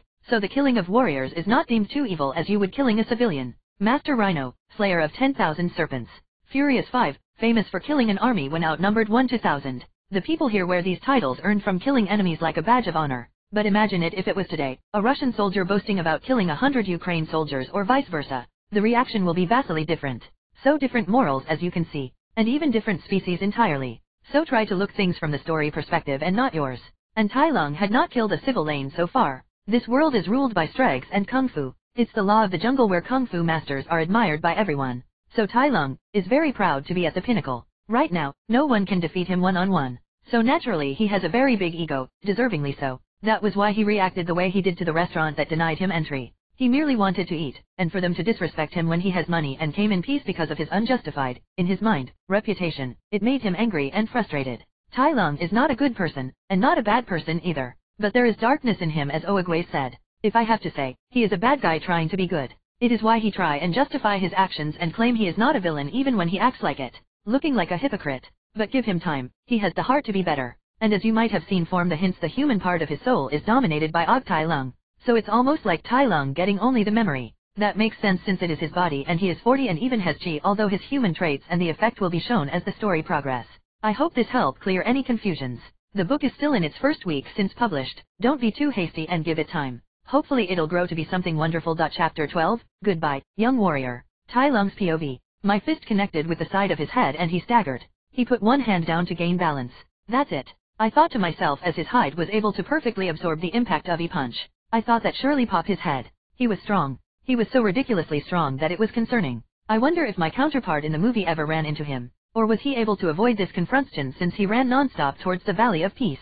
My thoughts were cut off as a shadow loomed over me. Weebeo had leaped back and his body was falling towards me. That was the weight of an imperial ton falling towards me. No doubt I would be crushed by it if he were to fall on me. So I moved to the side. His huge body fell on the ground, shaking the earth with his sheer weight. I tried to take advantage of his position and leapt at him, claws extended, but he waved his mighty axe and that prompted me to take a step back. Then in a show of elegance and finesse contradicting his gigantic size, he stood up. He took up both of his weapons and let them clash with a spark. Roar. He let out a mighty roar and I blasted towards him. He was too goddamn loud. I weaved through his heavy, yet slow attacks and punched his jaw. Then I pivoted on my feet to deliver a chi-infused kick on his chin. A shockwave of air and chi exploded out, deafening the ear. That was enough to finally send his body flying in the air. His huge body made a hurricane in the atmosphere due to his sheer mass alone. Grizzly bears were known to be able to put on huge mass before they went into hibernation. The Grizzly clan masters had found a technique that takes advantage of this ability to build huge muscle all throughout the year. There was no need for hibernation. So the ability they gained to survive at first was used to turn themselves into a living tank basically. It was a technique passed down from generation to generation. I leaped into the air and appeared above him. With a deep roar, I kicked him down as my chi exploded out to create shockwaves that broke the atmosphere. His body shot down to the ground like a falling star. Boom. I might not be able to overpower him physically, but I knew how to infuse my attacks with chi that multiplied my power beyond what I was capable of. His body crashed and the ground caved in. He made a 10-meter radius in his fall. I shot down from the sky and delivered a hammer kick right on his armor, effectively breaking it. When his bare torso was finally revealed to me, I let out a wicked grin, then with my fingers I hit his never points. Vo. I stood on his fallen body as my yellow eyes peered down at him. This is the end. You were strong, probably even stronger than Master Rhino, I said, but you fall short when it comes to me. He lay there, nestled in the cracks of the ground and remained unmoving. I scoffed when I saw his white eyes and steaming nose. How pathetic. All that talk, all that hatred, all that rage, only to be stopped just like this. His current situation reminded me of a familiar scene which was my possible future. I felt disgust in my throat, so I spit on the ground and walked away. I grabbed my wrist and moved it around. Even though I was the one who hit him, it hurts. Stone hide. That was what Li Xiao called his impenetrable skin. Well, as impenetrable as a flesh could be. His son seemed to have the same thing except even stronger. Hitting him felt like hitting metal. Iron hide? Yeah, should probably change the name Stone hide to Iron hide. The sound of a mountain standing up made me halt. I took no more steps as I focused on the presence behind me. Hot. My back felt hot. It felt like there was a raging fire behind me. Mountain and fire. A volcano. I looked back to see Weibao. His muscles contracted and squirmed under his thick hide. His body was bared of his armor as steam came out from every pore of his skin. I observed him with my yellow eyes, trying to discern what technique was used in front of me. Yet even after a few seconds, nothing came up. I was not aware of such a technique. It seemed to be an advanced technique of their berserker kung fu, but I was not sure. How interesting. I thought I had learned every technique under the sun, but I guess it was inevitable that some new techniques were developed during my imprisonment. A jolt of excitement passed through my body because of such thought. I continued watching him, trying to figure out exactly what was happening in front of me instead of trying to recognize it. The air around him flickered and curved, like the trembling air near a fire. His body seemed to be going into overheat as his white eyes shone brighter and brighter. He stood there, unmovable, as his body entered a new form. The aura and heat grew intense and a red aura surrounded him, shaking the air. 2 sets of memories worked like a machine to find out what was going on. Then it clicked in my mind. You are burning your body, burning your lifespan. I said, maybe chi as well, but I wouldn't know cause I can't see it. But how did you do it? I asked, but the bear was in berserk mode. His mind was too lost to answer me, so I made my own conclusion. A way to burn the calories or the fats and muscles in your body rapidly in exchange for a sudden increase in strength. He was burning his future for a sudden increase of strength in the present. The red aura around him was evaporated blood that steamed out of his pores. After all, sudden increases in energy was bound to produce searing heat. He was overheating. Might Guy's 8th gates and Luffy's 2nd gear come to mind. But who the fuck was this bear in front of me, to hold such power and never be mentioned in the movies? I guess the world was vaster than what the movies show. For the first time in our fight, I took a stance. Kyuyo, he sucked in huge amounts of air that it made a mini vortex in his mouth. And then, the ground vibrated as the dust was cleared by the shockwave. He did not use any wing technique there, it was just pure vibration. Raw strength. The mighty bear got on all 4, and, blurred. Boom. The world spun around as I felt gravity abandon me. My vision saw nothing but a blur of colors as I flew across the atmosphere. I spread out my limbs and used my tail to stop myself from spinning. The numbing pain on my forearm was proof that I was hit, but also managed to block it. My eyes, designed to lock on prey kilometers away, found my opponent. A behemoth like him was not supposed to move as fast as he did. The world know it, the universe knows it. The air screamed and the world resisted, trying to chain him down. But they failed. Boom. Each of his steps was an earthquake as I was swung across the city again. I was not allowed to even crash on the ground. My hands numbed. My body shot through houses, destroying them, but they were made of brittle wood and paper. They did not hurt me but simply helped me slow down. My claws left a trail on the ground as I slid into a stop. Then I enhanced my body with chi and shot forward. My body became a little bit brighter. Boom. We met and the buildings collapsed. The earth caved in as we pushed each other. I was weaker, but I held experience and skill over him. Then we exchanged blows. The magnificent city became our battlefield as we reduced it to a rubble. The air around him was almost solid, making it hard to even get close to him. His body was so hot that my fist burned when I hit him. We blurred and fought in different parts of the city. He was destructive and I was lethal. I dodged his mindless attacks and fought back with everything I got. I used weapons, knives, and furniture. He was hurt, he was cut, but he never stopped. He was relentless, like a volcano. My claws tore his hide but no blood came out. His muscles were so tight and packed that they immediately blocked any wounds and avoid bleeding out. At one point, I started laughing madly. I was fighting the future. He was stronger and faster, so I had to predict his moves and act beforehand. I was already dodging his punches before he even took action. Such was the level of the fight. It was a disappearing sight for the citizens. It was not even a fight for them anymore but a calamity. Weebeo had long forgotten friend from foe. The air screamed and the land was molded to the image of our battle. It was violent and vicious. Words wouldn't be able to describe the impossible scene of our fight. It was the pinnacle of strength. One I have attained through years of training and one Weebeo attained by sacrificing his future. Houses were split apart, towers were felled and we collapsed temples. It was baffling and frightening how much power one being could possess in this world. It felt exhilarating, especially the human side of me was high on the battle. The mighty grizzly was strong. It was not my hardest battle but he was by far the strongest enemy I have faced in my life. But volcanoes do not erupt forever. Soon, the fight came close to an end. The symphony of battle reached its final verse. The mighty bear connected his hands to form a single fist and he swung it down like a hammer. I put up both my arms as I blocked the attack. It was powerful. It felt like the moon had fallen on me. My arms ached and my instincts screamed my death. Yet my heart was at peace. I have inner peace. Boom. The full weight of the attack was transferred on the ground as it opened up to beg for mercy. The ground was demolished and forever traumatized. He was stronger and more powerful. But power meant nothing when there was no clear mind to direct it. The biggest flaw of this technique was that he lost his mind in the process. His brain likely is unable to even form thoughts as it was busy managing the overworked body. Meanwhile, I was the epitome of calm and intelligence. I utilized all of the techniques I had mastered during my 2 lifetimes. I was sure not even Oogway could be able to compete with me with the sheer knowledge of technique I had. I was a technique god. I kicked him right at his solar plexus and a white chi erupted at the point of contact. He slides 2 meters away from me. He paused. He no longer charged at me. His body was visibly thinner than before and he looked exhausted. But it was still bloated so he retained most of his size. The aura around him was not as intense anymore and his steps had lost its earthquake. So that's it, I said and wiped the blood from my mouth. That's your limit.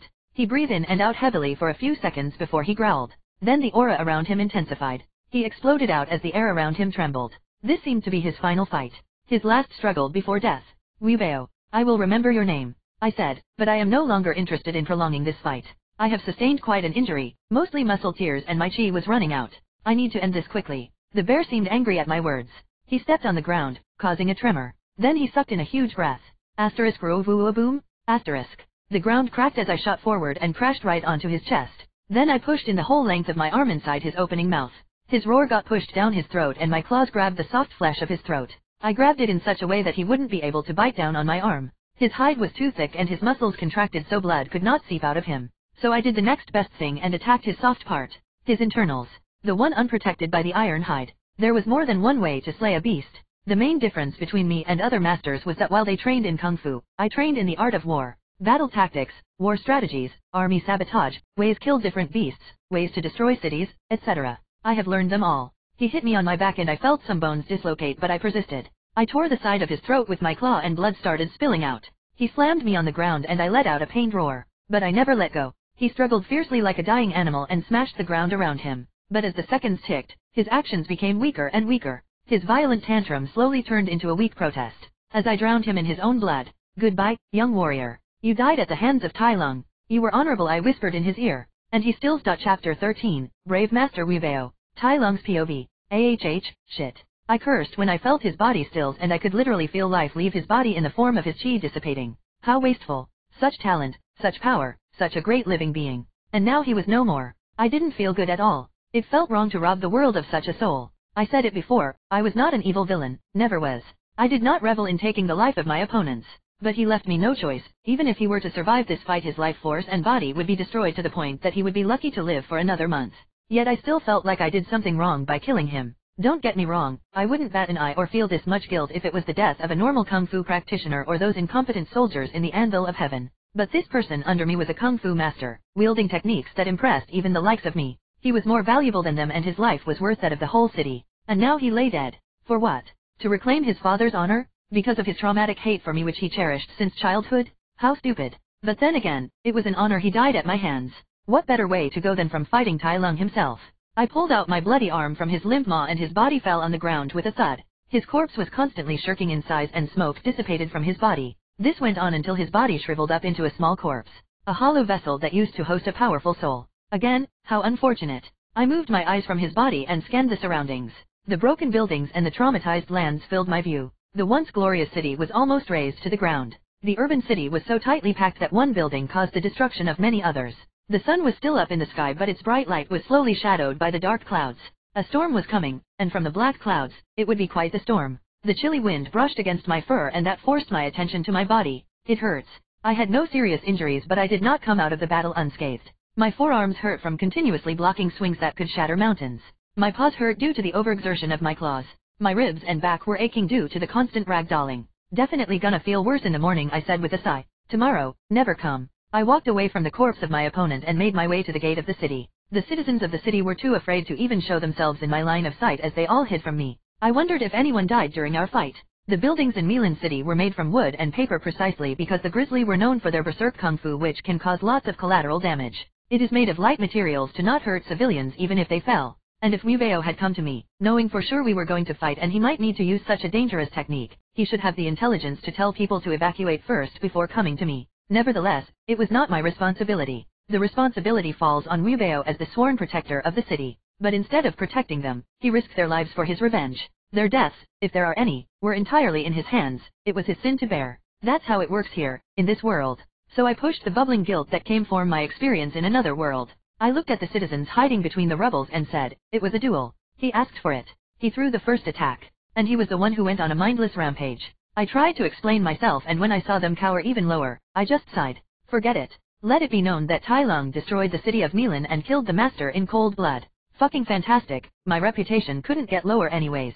I picked up a jar of honey from a broken shop and left the city. This fight would surely slow down my journey, but not by much. This was but one obstacle in my journey towards home. Underscore underscore underscore underscore underscore underscore underscore underscore underscore underscore underscore underscore underscore underscore. Third POV. Tai Lung went into Milan City. His wrath and hatred had consumed him and he couldn't help himself anymore. But he was only halfway to the Valley of Peace, so he needed a target, a victim he could direct his anger to. A traveling crane said to the audience of the tavern, who listened in rapt attention. He went into the city with malicious intent. The warm welcome of the city was but an annoyance to him. His cold eyes flashed in madness chained for 20 years. He started wreaking havoc on the city, he said, and the audience gasped in horror. They imagined the scene in their head and couldn't help but feel a chill down their spine. How could someone be so ruthless as to destroy people's lives just because of anger and thirst for revenge? Master Wubeo, the mighty bear and the leader of the Grizzly clan, fought against Tai Lung. Their battle shook the city and made the heavens themselves silent. Master Bear fought with honor and valor against the evil that was Tai Lung. His father's honor rang in his heart, and the desire to protect became his strength. But the enemy proved to be too powerful. Even after years of imprisonment, Tai Lung, who practiced his evil martial arts, only became stronger. But Master Bear never gave up. He fought with every inch of his body. The body the people found was said to be only bones. That was how hard he fought to protect his people, until his body was reduced to mere bones. The crane said, and there were people who cried hearing it. Oh, brave Master Wubeo. How admirable to fight until the very end. In the end, Tai Lung fought not with honor but evil. After failing to penetrate the impenetrable iron hide of Master Wubeo, Tai Lung stuck his arms down his throat and tore his softer inside. The crane said, imitating the action with his legs. Then at the heart of the city where Master Wubeo gallantly stood, Tai Lung patiently waited as he drowned the protector of Molim City in his own blood. Silence descended the tavern. But with the final struggle of Master Wubeo, Tai Lung's wrath was satisfied, and his hatred quenched. To give respect to the protector of Milan City, he leaves without taking the life of a single citizen. The crane finished the story. He might have lost the battle, but he won the war. His people remained unhurt as he gave his life for them. A small price to pay, he thought in his heart. For even in death, he protected the city. The audience cheered loudly, tears falling from their face as they cheered praise and admiration for Master Wubeo. Although the story told was a bit further from the truth, it was spread fast by travelers and the aerial citizens of Milan City. The story had become increasingly heroic and heart-touching as it spread from person to person. The end was what we heard just now. It was natural for stories to be exaggerated and tweaked when it was passed on, be it intentional or simply a product of storytellers wanting to captivate their listeners. Ever wondered how the game Chinese Whisper got its name? Well, now you know. How heroic. Master Wubeo stood his ground until the very end. Viper said to her fellow Furious Five as they all sat at a table in the corner, listening to the story. Yeah, and to bypass Master Wubeo's impenetrable hide like that? Tai Lung is not only skilled in kung fu but his mind is evil and will not hesitate to use any means to win. Monkey commented. His style of kung fu was unpredictability and using any means to win so he could understand what Tai Lung did on a deeper level. We have to stop him. Tigress suddenly said in a serious voice, fast. All of them looked at her. Her voice echoed into their heart as they had never heard such a grave and serious tone from Tigress. Even as we speak, he is making his way towards the Valley of Peace, ready to lay waste to the village just because of spite, she said. I wouldn't allow him to do what he did in Milan City to my home, she said, and quickly finished the food on the table. The others followed her example and quickly finished their food before continuing their journey. It had been one night since they had decided to stop Tai Lung before he reached the Valley of Peace. They leave with their master's instruction to be stationed at the mountain pass to slow down Tai Lung until the dragon warrior is ready to face him. Now that Oogway, the main reason they were at ease, was gone, they had to take matters into their own hands and stop Tai Lung themselves. They were not going to simply slow down Tai Lung and leave him the safety of the valley to the panda. They ran and traversed the landscape as quickly as they could. Their main goal was to reach the mountain pass before Tai Lung could cross the Thread of Hope, a bridge connecting the northern lands and the west. They would stop or at least hold off the evil known as Tai Lung there. Roar. Tigress let out a roar and quickened her speed. The others tried to catch up behind her. She will do it. She will stop him. Even if she has to die while doing it. Chapter 14, The Infinite Bridge. Tai Lung's POV. 4 weeks have passed since I broke out of my prison and I have traveled across China to reach my final destination, the Valley of Peace. A curious question, why was I so obsessed with going back to the Valley of Peace? There were many other, more interesting and pleasant cities all over China, so why even go there if I was not driven by vengeance like Tai Lung? Well, other than the obvious answer, which was that I had some personal issues to settle and that it was my home, there were other reasons why I was returning to the Valley of Peace. The greatest reason being the Jade Palace and the knowledge within. The Jade Palace was a personal home of Master Oogway, the creator of Kung Fu, surrounded by many other notable places like the Dragon Grotto, the Pool of Sacred Tears, the Peach Tree of Heavenly Wisdom, etc. The Jade Palace was considered a sacred ground for Kung Fu. It was considered to be so sacred that every kingdom and city in China decided that there would never be a conflict in the valley and it would remain a neutral ground. Not only that, all masters of Kung Fu were expected to protect the valley if the peace was ever threatened. It was also customary that whenever someone created a new style of Kung Fu or technique, they should send a copy of it to the Jade Palace. Even if they didn't want to reveal everything, they needed to send the concept and the base of the technique. Although no one was enforcing this custom, it was about honoring the creator of Kung Fu and getting his blessing, as they believed in HAREM. The fact that the Jade Palace was not under any kingdom and stood neutral also helped this custom to stay alive. That was not to mention the many techniques and wisdom written by Oogway himself. There was a great collection of knowledge hidden in the library. It was so vast in fact, that Master Shifu had not even read half of them. I need to go there and soak in all that knowledge. Specifically knowledge related to mastering Qi. Although the use of Qi to strengthen one's body and infuse in attacks was not unheard of, the concept of using your Qi to influence the outside world and other living beings was an entirely new concept to me. I knew from the movies that the use of Qi had many uses and could give great power to an individual, so I was definitely eager to learn more about it. Those were the big techniques. The pinnacle of the world. I need to master them. I also have many other things I wanted to research and try out. The concept of Qi was also something I learned in my other life. Although that world had no Qi, there were many ideas around it that I want to put those into practical tests. So I needed to get home, stay in the Valley of Peace, which was a neutral ground so no one would bother me, and learn everything I could. Although I could be said to be one of the strongest warrior that ever lived, my future was quite bleak when considering the later villains. They were in a realm I had yet to achieve.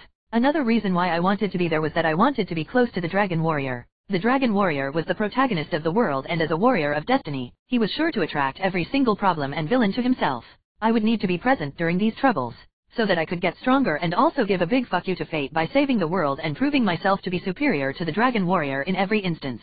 They will regret not choosing me. It might be a petty goal compared to others, but fuck it. I stood at the very edge of the mountain as I looked ahead. The sky was brightly lit by the morning sun, casting its warmth to the world. In front of me were the peaks of many mountains.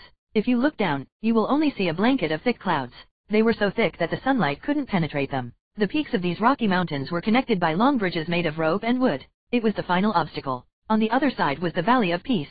I did not run on the bridge but simply stood at the edge of a mountain and overlooked everything. The sight was breathtaking and otherworldly, in a literal sense. I wonder if my other world was even half as beautiful as this in the same period. Probably not, as this world had Qi and other fantasy elements. I stood there for well over an hour, basking in the glory and beauty of the world. After that, I went on the last leg of the journey. The Thread of Hope, or the Infinite Bridge. That was my final obstacle. The Thread of Hope was a mile-long rope bridge that connected the cliffs known as the Cliff of Great Awakening. At the end of this bridge was the mountain pass, a great gate that was the entrance to the Valley of Peace. I ran along the rope bridge at a hurried pace, but I was not running fast to avoid breaking or damaging the bridge. It took me 10 minutes to cover the mile-long bridge, which was more than a mile since the bridges went zigzag between the peaks of mountains. The distance between the two cliffs was a mile, but the actual journey was more. But when I was about to cross the final bridge, I found them waiting for me on the other side. I couldn't help but smile when I saw them. The Furious Five. They seemed to have been waiting for a while now. They stood at the other side of the bridge, which by the way was still intact. It seemed they wanted to break it when I crossed so that I may fall to my death. They must have plans on how to fight against me given how much longer I took compared to Cannon. They must have thought of every advantage they could get if we fought on the bridge. Well, the first rule of war. Never fight a battle in an environment where your enemy had a chance to familiarize themselves. I slowly walked away from the rope bridge and stood at the edge of the mountain. And then, I let myself fall off the edge in a carefree manner. Tough luck, kiddos, I ain't playing by your rules. The air whipped around me as I fell down faster and faster. I pierced through the thick blanket of clouds and the ground quickly revealed itself. I maneuvered myself in a way I wouldn't hit the side of the rocky mountain and I fell for almost a minute. When I was close to the ground, I used my claw and stabbed it into the side of the mountain to slow down my descent, Itaki style. My momentum diminished by the second until I used my other hand and my 2 feet to slide down the mountain. I leapt off and landed on the ground with a thud. A small shockwave announced my presence. This is going to be fun. Third POV. Welp, he's dead, Mantis commented as they watched Tai Lung fall off the mountain. Let's go home. Mantis and Crane turned around, ready to leave before Tigress spoke up. No, he is aware of our plan to cut off the bridge while he crosses, so he chose to go with the long route. Or maybe he decided to kill himself after seeing us and realizing he couldn't win, Monkey said with a hopeful tone. Mantis snorts, it'd be easier to believe if you said he killed himself after seeing Crane's straw hat. This is Tai Lung we're talking about, he's not afraid of anyone. Hey, what's wrong with my hat? Crane asked. It's stupid. Why do you have a hat when you fly? I need to sit there and prevent it from falling off with the wind every damn time. Mantis rebuked. Well, it's epic, okay. Yeah, it'd be pretty epic when it falls off. You're just jealous you're too small to get a hat. No way you just went there dash. Guy. Tigress growled, focus. The two grew quiet as Tigress sighed. She looked over to the side where they had a few arrows and spears which they were planning to use. If Tai Lung tried to cross the bridge, it would leave him with barely any room while he crossed, so throwing spears would have been effective. There were also other plans like throwing a net or a few dynamite which they got in from the smithying village. They were waiting nearly a day for Tai Lung to arrive, so they made some plans. But all of those were for naught as Tai Lung suddenly decided to change battleground. Well, not like she didn't expect something like this. Let's go, she said and jumped off the cliff as well. The other Furious Five soon followed as Crane let out a sigh. He didn't like carrying all of them. Chapter 15, Tai Lung vs the Furious Five. Tai Lung's POV. I scanned my surroundings and my mind instantly started working on how I could turn the environment advantageous to me and disadvantageous to my opponents. The fact that I was aware of the Furious Five and their abilities helped me greatly as I began to imagine the upcoming fight in my mind. The bottom of the cliff was filled with dispersed vegetation and trees. The ground was solid with hints of rocks here and there, making the ground uneven. I'd assumed that could be a hindrance to Viper. There were also 3 boulders in the surroundings, covered in algae. I shot forward, kicked the closet boulder and broke it apart. Boom! I used the momentum to launch myself and destroyed the second and the third boulder as well. The giant rocks, nearly as tall as me, were reduced to smaller rocks as they split everywhere, filling the area. That ought to be more problems for Viper, and it would also act as a projectile I could throw at Crane. I didn't like the fact that I could do nothing to him while he flew. The most problematic of the Furious Five were these two. Crane due to his ability to fly and sound technique that could mess with my acute sense of hearing, and Viper due to her lethal venom. The Viper clan were a respected clan due to their poison fang technique. It was said that they were direct descendants from mighty dragons. The legends goes that their venom was distilled from a dragon's fire and was strong enough to bring down 15 gorillas and a mid-size crocodile. A dumb measurement, now that I think about it. The point was that although Viper was not seen using this technique in the movies, nor was her clan mentioned, it was the knowledge I gained from this world. I was sure she possessed it. It could prove to be problematic for me if she bit me. The rest of the Furious Five were easy. Monkey's style was unpredictable and utilized everything around him, like Jackie Chan, but he didn't have the necessary power to bring me down. Mantis was strong and fast but equally fragile. Finally, Tigress was just a weaker version of me. I thought over about the coming conflict again, but before I could make further preparations, I heard someone falling towards me. Their intention was to crash on me. I looked up, and there she was. Leader and the first of the Furious Five. Born with phenomenal strength since birth, her fighting style revolves around directing her natural ferocity to her enemies. Tigress. A grin spread on my face and I got down on all fours before I leapt into the air. The ground beneath me cracked due to the sheer strength at which I propelled up. She put her hands together and directed all of her momentum from falling into her palm. A double palm strike, I instantly recognized. She did not even bother to hide her move. The nature of her kung fu became clear. Even if you know my moves, it makes no difference. I am unstoppable. Are you now? Hee-ah-ah-ah. I let out a roar as I met her attack with my own. An explosion of force shook the atmosphere, sending out shockwaves that brought a tremor to the world. Strength was never lacking for the Tigress, yet I matched hers with little to no effort. I was sent falling down to the ground and I landed gracefully. Tigress did flips in the air and crashed into the ground. She quickly got up and assumed a stance. HAAA, HAAA, HAAA. She gasped for air and shook her head. She was clearly stunned and dazed at that single exchange. I looked at her with a smile and brought my right hand and blew on it. The bone was rattled and it felt numb. Fancy, I commented and got a growl in return. So, you're the replacement, I said, my evil smile ever present. I wonder, how does it feel to live in someone's shadow your whole life? Her growling stopped. I felt a sadistic side of me crackle at her change in expression. Always trying your best, but could never quite fill the emptiness someone else left behind, I said, and Tigress looked affected for a moment before her face took a sharp turn. She glared at me in anger. Yes, charge at me in rage. No need to wait for your friends, I will put you down first. Tell me, does Shifu ever tell you, you did well? I mocked, and like I expected, she charged at me. I knew from the movie that she was quick to anger and that I was a sore topic for her. So I was simply using that to my advantage. She burst into speed and started attacking me. She threw punches which I easily avoided and I ducked under her kick. She moved with the grace of the wind and the weight of a mountain. Her attacks were violent as they exploded out with raw destructive force, yet they were all controlled and directed. It's quite a sight seeing such ferocity but at the same time, control. I threw a kick while spinning around and she blocked it with her forearm. A thud was heard as my kick landed, her knees buckled. Must be the first time she faced someone stronger. I hooked her arm and dragged it down. I instantly filled the opening with a punch. She staggered and I used the chance to grab her wrist, and my claws sank in. Ah! She screamed and I pulled her towards me and delivered 3 consecutive punches at her open body. My attacks were a blur of speed that ended with a burst of force. She growled and got a hold of herself. Her arm twisted and reversed my grip as her hand grabbed me. I could feel the depth of her strength. My bones creaked under the pressure her grip. No claws though. Strange. She flung me into the air but with grace. I flipped and landed on the ground. I used the momentum and pulled her arm under her legs. She spun around and crashed on her back. With 2 fingers out, I aimed at her nerve point before stabbing towards her, but she rolled out of the way at the last second. I let her go and followed behind her. We exchanged a flurry of attacks, but with each attack, I got more and more accustomed to her style. The difference in skill shows as I hit her and disrupt any attack she set up. Your style, I said and chopped at her neck. You took inspiration from my leopard style. I punched across her cheek. I laughed, like I said, a cheap copy. She roared and started attacking me with mindless rage. She went berserk as her ferocity lost its purpose, spiraling into mindless violence. I ducked under the arm and swept her off her feet. She was thrown off balance and she fell on her back again. I let out a roar and brought up my leg. Then I landed a hammer kick right at her abdomen. The ground cracked like glass and a crater formed. Asterisk pow, asterisk. Asterisk boom, asterisk. The earth rumbled as the sheer weight of my kick modified the solid ground as if it was made of clay. That's one down, I thought to myself as I heard the sound of flapping wings from above. Tigress. They screamed in shock from the sky. Tigress surprised me. She was still able to move. She was extremely durable, I would give her that much. I stepped on her hand and her claws came out. I looked at them and I felt my eyebrow twitch. You copied my style but wouldn't use your claws. Why? Did Shifu forbid you so as to not kill your opponents? I asked, and in the end, my voice contained disgust. Young folks really are naive.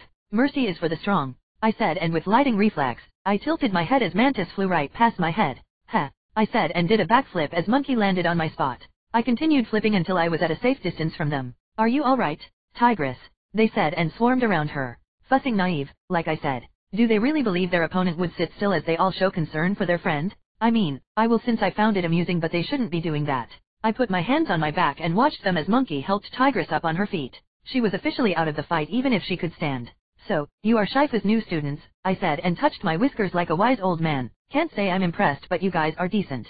Tai Lung. Tigress managed to speak while holding her abdomen. We will not let you bring chaos to the valley again. I laughed, and who's gonna stop me? I hope you don't say it's you? She glared at me. She is fun. Not her. We will stop you, Viper said as she slithered forward. Together. Admirable, but this is not Disney, I thought with an evil smile. Chapter 16, Failure. Tai Lung's POV. Viper turned into a blur as she slithered towards me in a zigzag, slip-peeing between the rocks and rubble. Like I thought, they were causing her problems, but not as much as I'd hope. Honestly, I didn't know it was possible to slither that fast. She was like a ribbon, rippling and moving with elegance in the wind. Monkey also ran towards me on all fours like a baboon, while Crane took to the sky with a whip of air. All 4 of the furious 5 rushed towards me, leaving Tigress in a safe distance. But the first to reach me was Mantis. He was not only fast but he was also small, making it look like he was 10 times as fast as he actually was. But my yellow eyes, designed to see prey from many miles away in the white expanse of snow, locked on his small frame. Due to his small body, he also made a whistling sound whenever he moved fast, which my sensitive ears could never miss. With all those indications, it was almost impossible for me to not sidestep and dodge his tiny kick. I watched from the corner of my eye as he slid on the ground and shot himself at me again. This time, at an even greater speed. I bent down and lowered my center of gravity as I moved in a slow yet hurried manner. My movement became a flow as motion became constant yet still, like a flow of water. Viper and Monkey also appeared at my side, their attacks already half executed. I was surrounded from all sides. Then I burst into action. I leapt into the air and twisted my body. My body seemed to be suspended in the air as I spun around. I hit Monkey with a kick to the head and grabbed Viper's tail before flinging her towards Mantis. I also dodged the incoming Crane, whose beak was like a spear as it planted on the ground. If that were my back, I would have been pierced. My feet hit the ground and I had to move away quickly as in a show of impressive teamwork. The Furious Five collected themselves instantly and launched a counter-attack. Viper slithered on Monkey's body and launched herself from his arm which was pointing towards me. She was like a basilic missile. I stopped her by grabbing her body before she reached me but she tightly wrapped herself around my arm. That seemed to be her plan from the start. I did not have time to deal with her though as I kicked a rock towards the incoming Mantis which he easily broke through and landed near my feet. Mantis grabbed my leg and in a show of strength beyond his size, he lifted me up and took away my balance. However, I did not fall as I used my tail to push myself straight up again. Then the fight intensified. The Furious Five worked together like a single entity against me. I used my expertise and superior physique but they were coming at me too fast and relentlessly. We were constantly moving from one place to another as the ground trembled wherever we took the battle. I used my speed to make a gap between one attack from another. I was constantly moving around the battlefield. If I stayed still, Crane's attack could also be lethal. I did everything I could to fight back but it was clear that I was always a little behind them. I was barely keeping up. I was outnumbered, outmatched, outstrategized, outmaneuvered. When I blocked one attack, 3 came my way and when I attack, 4 defend. I was losing. Or so they thought. Truly amusing, I said as Viper wrapped herself tightly around my neck and arm. She was controlling my left arm and tried to force me to punch myself. I opened my mouth and sank my canines into her body. She let out a painful scream, her body loosened and I tore her off my neck. She was like a ribbon, extremely flexible and elusive. But as I bit down on her body, she panicked and her flow was disturbed. She opened her mouth and showed her fangs. She shot towards my neck, trying to bite me and use her venom but it was for naught. I was always looking out for this.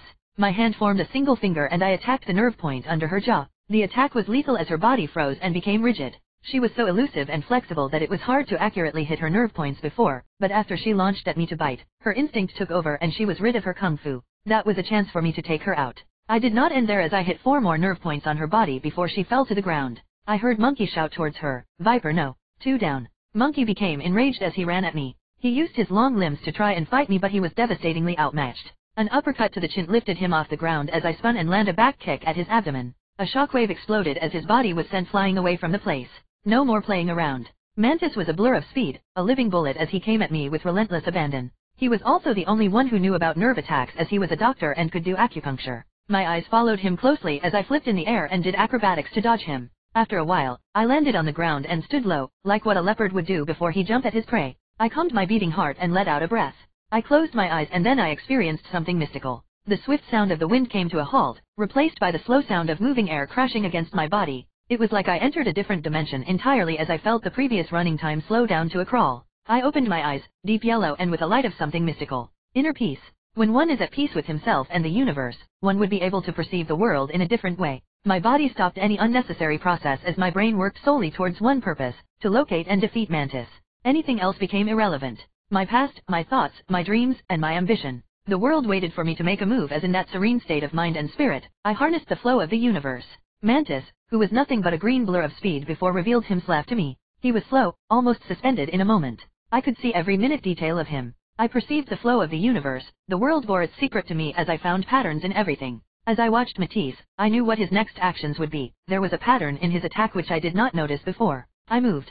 Time which had crashed to a stop started breaking free like a broken dam. I moved slowly but with devastating accuracy, as Mantis found himself being stabbed on my finger by his own movement. How I hit the tiny nerve, in his tiny body, at that blurring speed, was miracle. Only possible by harnessing the flow of the universe. I had achieved an impossible feat. How did you dash? I did not let him finish his word as in a rapid movement, I attacked his nerve and paralyzed him. 3 down. I said and looked at Matisse who lay on the ground, rigid like a statue. Monkey came at me with a stick which he used as a staff. I leaned back as the stick swung down without making contact. My muscles twitch and I explode into one attack, quick and ruthless as I hit the nerve located in his abdomen. He let out a monkey scream before he fell down, paralyzed. A Chi master would be able to see how a blue wave rippled throughout his body from the point of contact. 4. And lastly, I said and looked up to see Crane. He was flapping his wings and looking down at us with a shocked and worried face. It seemed like he didn't have the intention of coming down and ending up like his friends. He must be considering whether it was wiser to fall back and call reinforcement. Well, I thought as I put out my hand and let out my claws. A deep growl vibrated out from my throat on instinct as I aimed towards Monkey, as if I were trying to take his life. And there it is. I could hear him flying down at me, too heroic to take a chance and see his friend die, though, I would prefer if he didn't attack me. He was like the wind, it would prove to be difficult to catch him. I just need him to fly down low enough that I could catch him. I turned around swiftly and picked up the rocks from the ground and tossed one up. Crane stopped on his track, powing his attack and swerved away from the rock which was oddly slow. I swiftly moved away to another location and this time, I threw the rock as fast as I could, hitting the first rock I threw as they burst into tiny pebbles when they crashed behind Crane. Crane turned around to shield his eyes as he looked at what just happened. A habit developed after years of being a curious observer who guided his team from above.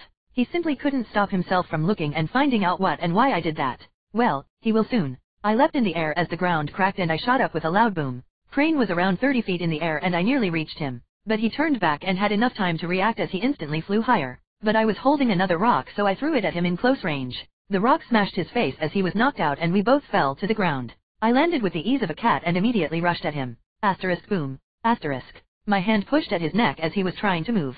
I pushed him to the ground as it cracked. I looked down at him. He was unable to even breath due to the pressure I put on his neck. Carry your friends and fly back home. Do not try to stop me again as I wouldn't show mercy twice, I said and pulled away, leaving him to gasp for breath. I looked around and at all of the fallen masters. The Furious Five had been defeated, quite easily might I add as I was still holding my punches. I saw from a distance, Tigress's helpless look as she had somehow crawled away from the crater. But she was too hurt to join the fight. She must have a hard time even breathing. I walked away from them. Oh, and tell Shifu to train you in other techniques as well, not just your speciality. All of our were too heavily reliant on each other to complement your strengths. Your team became significantly weaker after one was taken out, I said. The only advice I could give them was to train individual strengths. They neglect this because most of the time, they moved as teams. But like what happened with Tigress, their heavy hitter, one of them could be taken out even before the fight. The team crumbled the moment one of them is taken out. With Tigress gone, no matter how they fought they had no attack strong enough to defeat me. I cracked my neck and stared at the mountain. And then with a roar, I leaped up and started scaling up. My claws gripped the vertical wall as I ran up the mountain. Was it difficult? No, I was a snow leopard. Climbing mountains and running on impossible cliffs was my speciality. I was born for this. I have defeated the Furious Five. Now there was nothing to stop me. My laugh echoed as I climbed up the cliff. The Furious Five could only watch with defeated faces. They have failed to protect their home. They lost. Chapter 17, Tigress. Third POV. Come on, push harder Po. You have the ability and the potential to achieve anything. You just have to believe in yourself, just like I have come to believe in you. Master Shifu encouraged as Po ran around the training ground. On his back was a giant boulder bigger than himself and this was the 98th time that he had ran around the training ground. His endurance seems to be his weakest point and with warriors like Tai Lung who could fight an entire army for days, it was a weakness he must overcome quickly. It has been 3 weeks since Master Oogway's passing and also the time when he finally accepted Po as his student.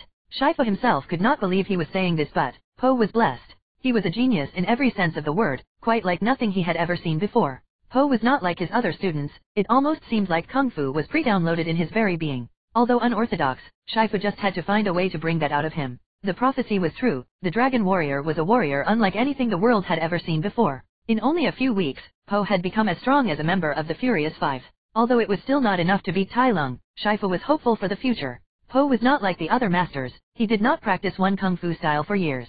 Instead, he seemed to be able to come up with moves on the fly and replicate any moves he had seen before or at least replicate their effect, implementing them in his fighting style. His physique too was special. Do not let his fat appearance fool you, his body could take hits better than a muscular buffalo. He was built like a balloon, and Shifu meant that in every sense of the word.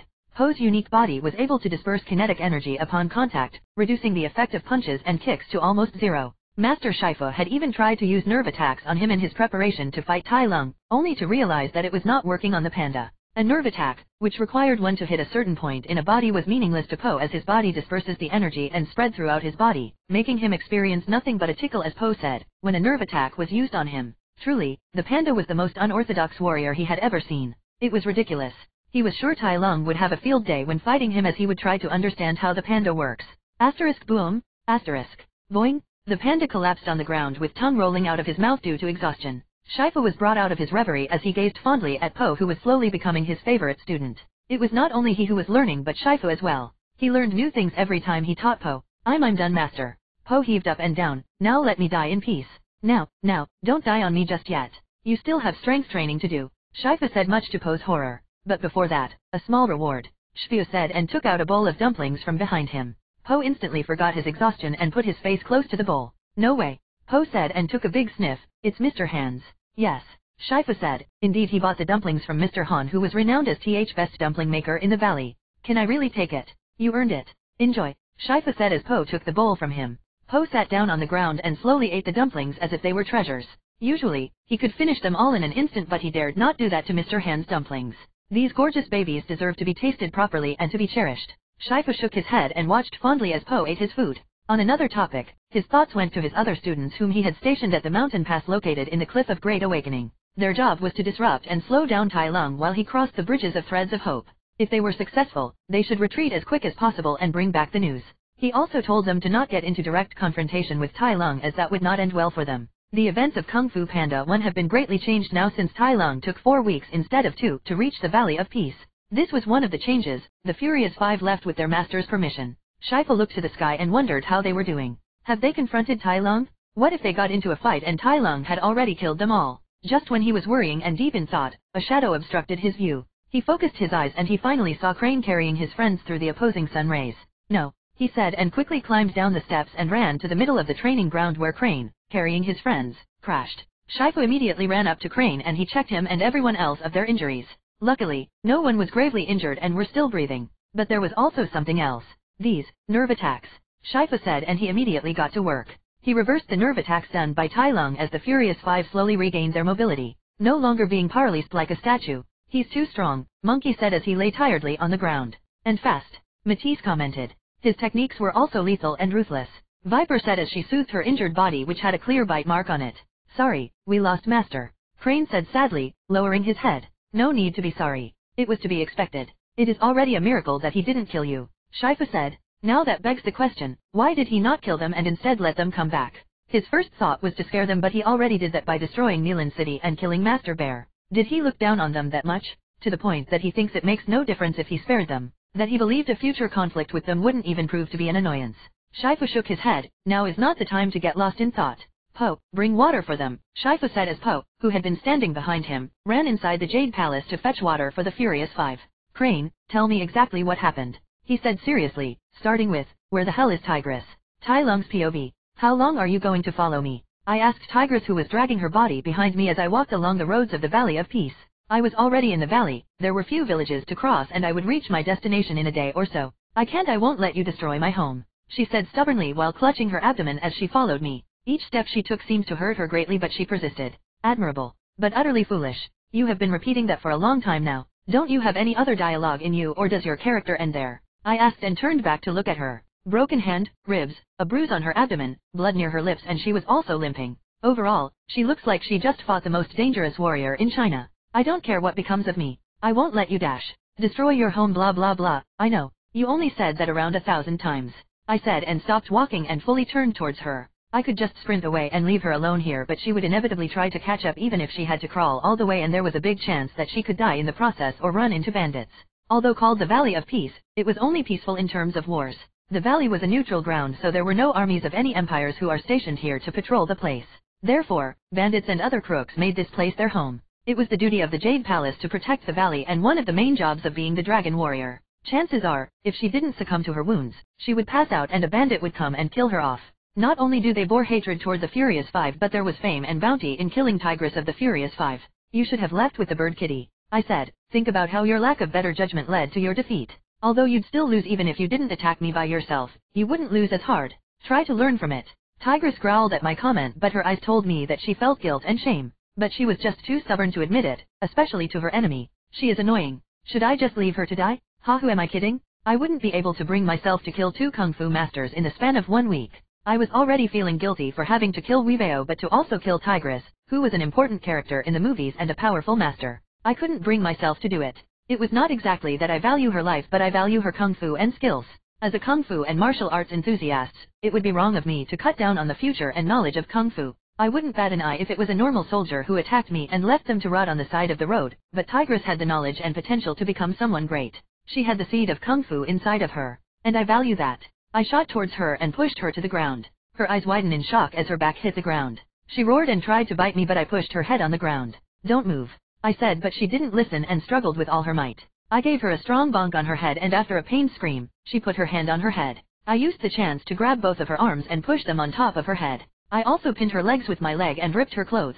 Then I was greeted with her toned abdomen and the purple bruise she had on her abs. It was an injury she sustained from my last hammer kick. I hit her the nerves on her abdomen and the acupuncture points to both numb the pain and to also fasten her natural healing. There you go, I said and pulled away from her. That should be enough until we reach the closest village. It should at least give your brain the illusion that you are fine. Tigress moved and her eyes sparked in surprise as she touched her wound. She stood up and noticed that the pain was significantly lessened. She looked at me quizzically, asking me a silent question, but I ignored her and continued walking on the road. She stayed rooted in her spot for a long time before she eventually ran behind me, trying to catch up. Chapter 18, Faith. Tai Lung's POV. Why did you do it? Why did you help me? I didn't ask for it, Tigress said as she hit the table of the tavern on which we were eating. I did not pay much attention to her as I ate my food with satisfaction. 2 decades rotting in jail made sure you are grateful of everything in life. You didn't have to do anything, she said, and although I did not pay much attention, I think she was referring to the time when I used nerve attacks on her and paralyzed her so that I could properly take care of her injuries and make sure she survived. I mean, what else can I do? She insisted on doing everything herself and tried to wrap her body in bandages with broken hands. She had a false sense of pride, so I had to immobilize her and take care of her wounds. You talk a lot, I said, slurping down on the stew. A simple thank you would suffice. She opened her mouth to speak, but I raised my hand to stop her. Silence prevailed as I swallowed all the food in my mouth. You're welcome. She growled at me and her ears stood up. She looks cute. She reminds me of the orange cat I once had. Sadly, she died after she ate the cake of rat poison which I put under my bed. Not only was she so useless that I was forced to use rat poison to kill the rodents in my house, but she proceeded to eat the poison and also die at the same time. Truly worthy of being an orange cat. What is your goal? What do you want from me and what do you get by helping me? She asked again for who knows how many times. I don't know. Maybe I want you to bear my future cubs because although snow leopards are called leopards, they are more closely related to tigers than leopards, so you should be able to bear my cubs. I answered in my mind. It was just a flying thought I had. I meant it when I said I wanted to leave a permanent mark in this world, a legacy. And what better way to do that than having powerful children? I could start the Lung clan or something which would be a powerful clan that would forever dominate the world. I will always be remembered through them and they would forever pray to me, their great ancestor. To do that, I would need plenty of powerful females. There were some feline characters who would be worthy and capable of bearing my cubs in Kung Fu Panda, and Tigress was one of them. But it was better to not think that far ahead. I still needed to become the strongest first. Starting a powerful clan would just be the cherry on top. You spared my life after our battle, took care of my pain and then my injuries. Not only that, now you are giving me food to eat, saying I need it to heal. What is up with that? You are supposed to be evil, Tigress said in exasperation. This time, her words made me look up at her seriously. She seemed a bit surprised that her words finally seemed to elicit a response. My yellow eyes deeply gazed at her and after a moment, I opened my mouth as if to say something important and to answer her question, but instead I said, give you food? I am afraid you are mistaken, I said and pointed at her. You're paying for both of us. She deadpanned at me. What? You expect me to take care of you and pay for your food? I asked and she sighed, shaking her head. It's fine. You don't have to answer me, and yes, I will pay, she said, and she finally dug into her food like me. After that, she finally stopped asking me stupid questions and we ate our food in silence. The people in the tavern were all sitting as far as possible from me and watching us from a distance. I paid no mind to them as I ate my food. I was the first to finish as I started first and I silently watched Tigress as she ate. The questions she had asked me resounded in my mind. Why are you helping me? You are supposed to be evil. I pondered on the question for a bit. You are my junior, I said all of a sudden, and she stopped eating her food to she look at me. You are the future of Kung Fu and my fellow student who studied under Master Shifu. That's why I helped you. I know you hate me because you have always lived in my shadow and you must have heard many bad things about me, but you shouldn't let those be the base of your judgment, I said. People live, I said and paused to let the meaning sink in. They are not puppets in a story whose whole existence is dictated by words. There is no one who is purely evil or purely good. Everyone has their own story, their own motivation on why they do certain things. So next time you want to know if someone is good or evil, do not trust your ears and find out yourself, I said, leaving her to think to herself. You are surprised I am doing all this because you heard I was evil? Well, what if I am not? At least not how the rumors made me out to be. I finished. Now that a few seconds have passed and I have a chance to think on what I just said, I couldn't help but get embarrassed a little at the wise tone I was using. Was it the effect of Kung Fu? Why did I sound so sagely? I coughed in my hand to hide my blush. Do you understand, kitty? Tigress looked me in the eye and after a few moments of hesitation, she nodded. I apologize if what I have heard about you caused me to have a biased view on who you are, she said, and don't call me kitty. She hissed the last part. I scoffed. Of course I will call you kitty. That's what you are to me. You are only half my age. I was already traveling around China and kicking every Kung Fu master's ass when you were a baby, I said. She just gave me a glare. The slit in her eye seemed to slice my image in her eyes. Huh, she's surprisingly fun. Underscore.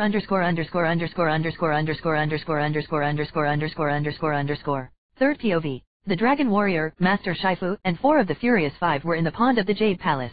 Shifu had just given the Dragon Scroll to Po in hopes that there was a hidden technique or power which would help Po in defeating Tai Lung. But to their horror and despair, the Dragon Scroll was empty. I don't understand, Shifu said in confusion, as no matter how much he searched for a hidden clue, there was nothing. The Dragon Scroll was truly blank. There was no infinite power, no special technique or wisdom. It was nothing. That fact shook him to the core. Then what was everything for?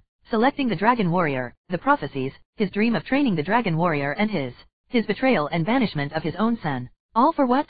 An empty scroll? Nothing? Shifu quickly shook the thoughts out of his head. No, he couldn't doubt now. There must be something he did not see, something he could not comprehend. Oogway wouldn't lie to him like this. There must be something more to it. He just needed to believe. Have faith. We're all gonna die. Mantis held his head and said in panic.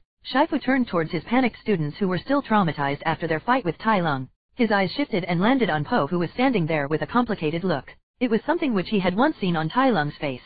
A face of disbelief. A face someone makes when something that they truly believe in and have faith in turns out to be wrong. Betrayal. No, Shifu told himself. No one is dying, he said to his students. I will stay here and deal with Tai Lung myself. It has been long overdue that I bear the consequences of my own action. Shifu said as everyone looked at him in shock. But Master Shifu, he will kill you. Po said in a soft voice. If that is the price I must pay for my mistake, then so be it. Shifu said, but you and everyone else in the Valley of Peace should not bear the consequences of my own mistake. Evacuate the village and protect the villagers from Tai Lung's rage. His students remained in place as they refused to leave him to face Tai Lung alone. Don't you hear me? Do you wish to disobey your master? Go. Shifu yelled at them and they all reluctantly took their leave. Po took a last look at his master before he too left the Jade Palace, his shoulders slumped in defeat. The Dragon Warrior? He can't even protect his own master. Who was he kidding? He was just a noodle-making, big fat, panda. Chapter 19, I am home. Tai Lung's POV. Are you sure you are not vengeful? Do you not bear rage or hatred? Tigress asked me as we slowly traversed on the road leading to the village of the Jade Palace. We were extremely close to the Jade Palace and I didn't expect the scent or landscape to be this familiar after 2 whole decades. Nothing's changed. I looked towards Tigress, who was walking backwards in front of me. She was looking at my eyes, observing my facial expression as she tried to find something on me. She had grown rather tame in our 1.5 day journey, but she was growing restless again now that we were so near to the Jade Palace again. Kitty, I told you my intention is no such thing, I said. The sound of my voice was still as pleasant and deep as before, but there was a hint of annoyance. I just want to make sure. Yes, I am sure you do. But you have to understand that 20 years is a long time for a person to change and for such childish rage to dissipate, I said. The reason I was so rageful in the movie was because I was still harboring hatred towards everyone else. Hatred and anger were like fire and fuel. But this time, I had the experience of another life which gave me a chance to look at things as they were, without rage, without hatred and without ignorance. To be honest, they were not wrong for the things they did. Putting myself in their shoes, I could understand why they did what they did. But they were also definitely not right either. They were just mortal, imperfect. I do not hate them for their imperfection, no one is perfect. And without that hate, my anger slowly died down. Fire could not burn without fuel after all. That's exactly what I am worried about. You were locked away for 20 years for actions which do not warrant such punishment, she said. Oh, was she implying that I am a good person and she accepted that Oogway and Shifu were wrong? How cute. One does not attain inner peace while holding on to the past, I said with a shake of my head, chuckling. Maybe my good side is noticeable with my infamy, but I am not a saint either. I have done things to scar people for life, I said as the image of Wubeo came into mind. Wubeo, in a lot of ways, reminded me of my old self. He was filled with hatred and anger that he refused to let go. It got to the point that it became his lifeline, his whole identity. It made him strong, very strong, and dangerous, but in the end, it cost him everything. He was so blinded by hatred that he forgot his duty to protect the city. If he were to meet his father, would he have been proud of what he did? In the end, to hate someone is to hate yourself. But what about the scroll? She asked. What scroll? The dragon scroll. I blinked. Oh, you mean the empty scroll. What does that mean? She narrowed her eyes. It means that I do not need something special or magical to make me great. I do not need to be a dragon warrior, for I am Tai Lung. That is enough, I declared with a smile. What? No, I mean, what do you mean an empty scroll? Forget about it. You will know in due time, I said as I could not be bothered to explain the meaning behind that. She should find out soon enough. We continued walking on the road, traversing it uphill until I stopped to look at the scenery presented before me. Wow, I said in an almost vulnerable tone as I slowly walked to the highest level and stared down at the village and the great temple at the top of the mountain far away. It was mesmerizing. It was beautiful. It was home, I said and breathed out. I couldn't help but smile as I looked at the Jade Palace nestled at the top of the mountain. It felt like a long time and just yesterday that I was living in the palace and practiced my kung fu tirelessly. Geez, it got me emotional and shit. I stared at the scenery for a long time before my focus turned to the village and the villagers who were in the middle of evacuating. Kitty, go and inform them that they can return to the village, I said to Tigress. What about you? What are you going to do? She asked me, and this time not with an accusing tone but with genuine curiosity. The Jade Palace, I said. You are not going to burn it down just to destroy Oogway's legacy, would you? Huh. I looked at her like she was stupid. Why would I burn down the palace which houses boundless knowledge of kung fu and generational wisdom just because of spite? Have you not listened to anything I said before? And I was going to destroy Oogway's legacy by surpassing him. I shook my head. Just go, I said, and she gave me the faintest smile before running towards the village. After she was away from view, I let out a sigh as I felt something build up in my heart. I didn't expect seeing the Jade Palace to emotionally affect me this much. I also felt a lump in my throat at what I was about to do. It's time I finally meet my father after all this time. Or should I say, Master Shifu? Kachang? The sky rumbled and lightning split the sky, it followed by a thunderous crack. An eclectic gale blew around, foretelling an incoming storm. It was early in the morning right before the crack of dawn. The sun had not risen but it was already starting to become bright.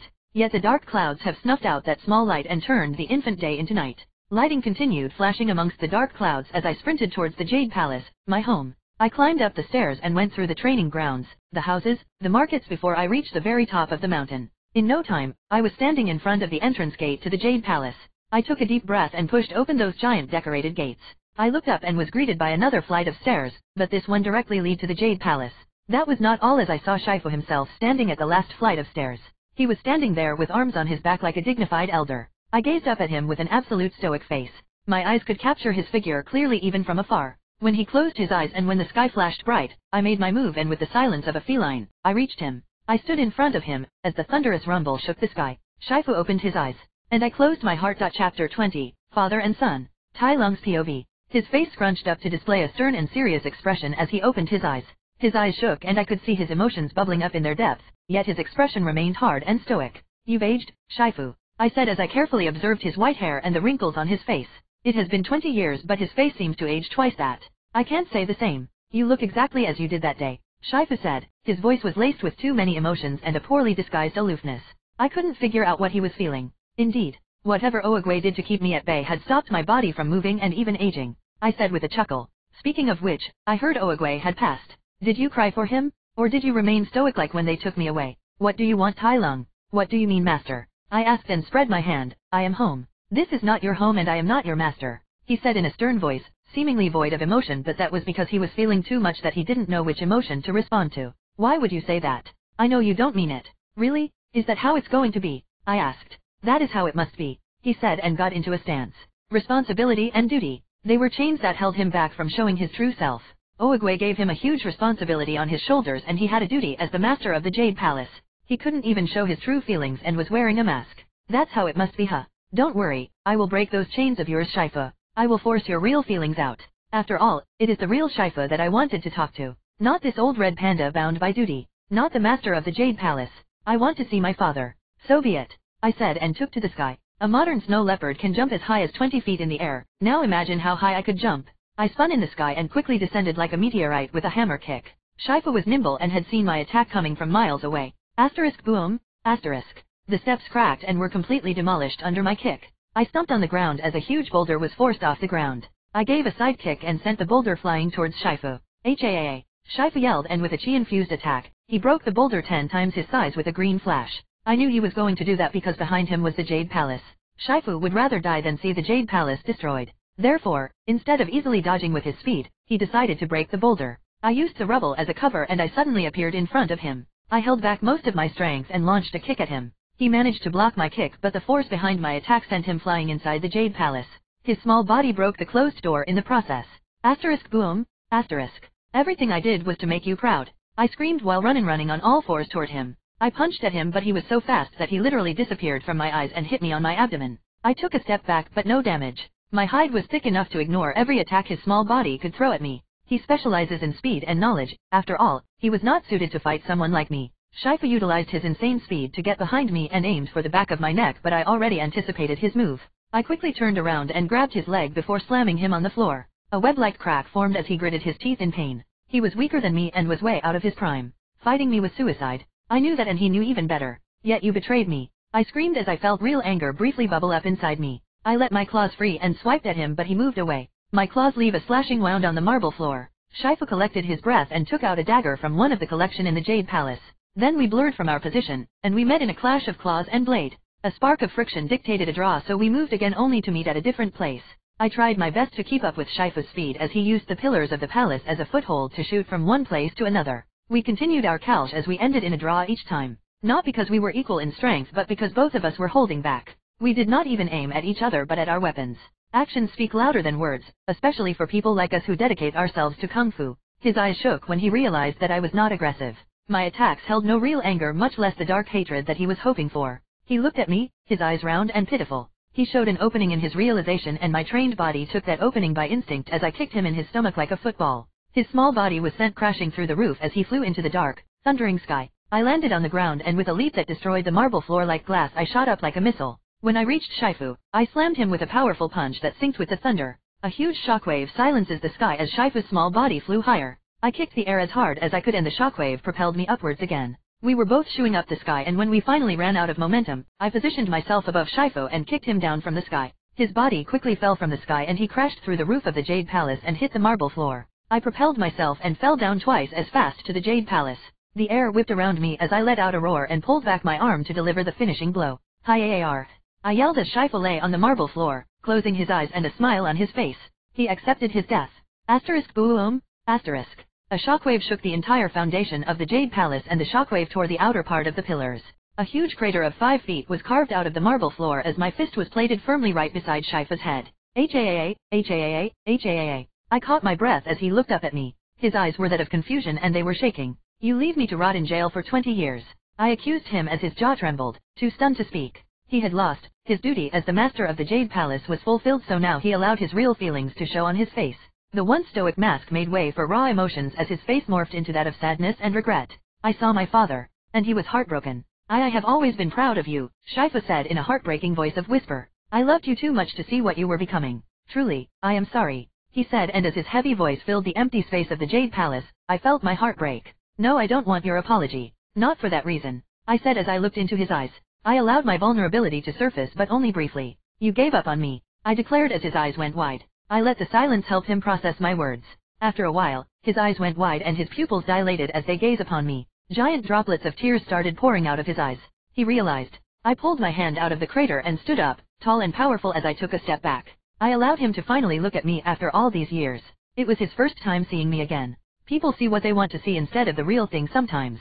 That was the case for Shifu, who only saw me as a villain and a mistake after what Oogway told him. But now, he finally saw me. He saw not only someone with darkness in his heart, not someone who had gone down the wrong path, and not his mistake. He saw me, Tai Lung, in all that I am. I was more than just a mistake, more than a villain, more than a dark obsession. He saw his son. When Oogway said he saw darkness in me, I was hoping you'd tell him he was wrong. I thought at least you would take my side and try to save me from whatever it was that Oogway saw, but you did nothing. At this point, I am not angry nor do I hate you for your actions. But your inaction has hurt me to this day. You stopped believing in me the moment Oogway told you otherwise. Does it ever occur to you that I might just need someone to talk to? Someone to teach me? Someone to show me better? I said as he lowered his head, closing his eyes as tears continued streaming down his cheek. You had no faith in me. You believed everything Oogway tells you and you thought I was beyond saving, that you have made a mistake and that's it. Instead of helping me, you abandoned me to a dungeon and let silence and isolation teach me. The reason why that cuts me so deep is because I thought of you as a father, I said, and my voice became a little shaky, losing its firmness. What father gives up on his own son? That was what had hurt me to this day. I was not like how I used to be. I have gained knowledge and wisdom of a different life. I was capable of analyzing the situation as it was, from an outsider's perspective. He was not wrong, but I was also his son as much as I was an outsider. And from a son's perspective, I felt my heart bleed at his betrayal. It was not only my dream but Shifu's that I become the Dragon Warrior. I wanted to be the Dragon Warrior, the hero who saves the world and a source of pride for my father. And he was always so proud of me, telling me how great I was. He promised me that I was destined to do great things. He pushed me to my limits and I did the same. Yet when Oogway rejected me, he was not there to console me or explain things to me. As my proud chest fell and my ambition was denied, he did not stay with me and followed Oogway. It was a dream we both shared, yet when that was broken, he left me on a sinking ship, abandoning me to make do with the broken pieces of a dissolving dream. I looked at him for guidance and direction when Oogway named me a villain, but he turned his back on me. It's the end, Tai Lung. It was my mistake. You can't be saved. He never believed in me. My father gave me up for a prophecy, and that kills me. He did not believe Po to be the Dragon Warrior since the beginning, but he never gave up, and in the end, he was able to change. You believed in Po. I wanted to say, no, Shifu whispered as he put his head on the ground. Why did you give up on me? Even when I was locked away in the depths of Chroch Gom Prison, I waited for him. My wrath disappeared after the first week of my imprisonment as I waited and waited. Years passed yet he never came. I thought for sure he'd forgotten me, like a distant dream, a blurry nightmare. I thought, what kind of father forgets his own son? Only after 20 years and meeting him again did I realize the answer. I looked at his fragile body. He was small and had red and white furs. My arms came into view as I looked at both myself and him. The difference was clear. We are nothing alike. I realized, I was not your son. The moment those words left my lips, I felt tears fall down from one eye. I let my feelings go. It was calming. My heart aches but the end promises rest and respite. I closed my eyes and felt all of the emotions in my heart. I did not reject them nor did I run away. I embraced them and the moment for all its worth. Somewhere, someway, we went wrong as a father and son. Although I said all of that to him, I knew he was not the only one who had done wrong. I did as well. And what I have now is the product of our actions. A broken son and a broken father. The silence silences. That was until Shifu spoke up. For all his weakness and inaction, he decided to speak up at the last moment. You will always be my son, he said as he slowly stood up and limped towards me. His eyes were sad and wet. From the moment I found you and even to this day, you are my son, he said and looked up at me. A brittle smile made its way on his aged face. I realize now, that I was never worthy to be your father. I got a better son than I could ever hope for, he said. Perhaps you no longer see me as your father but for all my worth, you will always be my son. He closed his eyes as tears streamed down his face. He opened his arm for a hug. I am sorry it took me this long but, welcome home. I crouched down and took his hug. I felt that warm embrace made me a little bit better. It heals. We stayed like that for a long time until Shifu eventually passed out in my arms. All of the stress and worrying about me had made him weary, and our fight and the emotional outburst were the final straw. I gently laid him down on the ground with a smile on my face. I felt a lot lighter than I did coming home.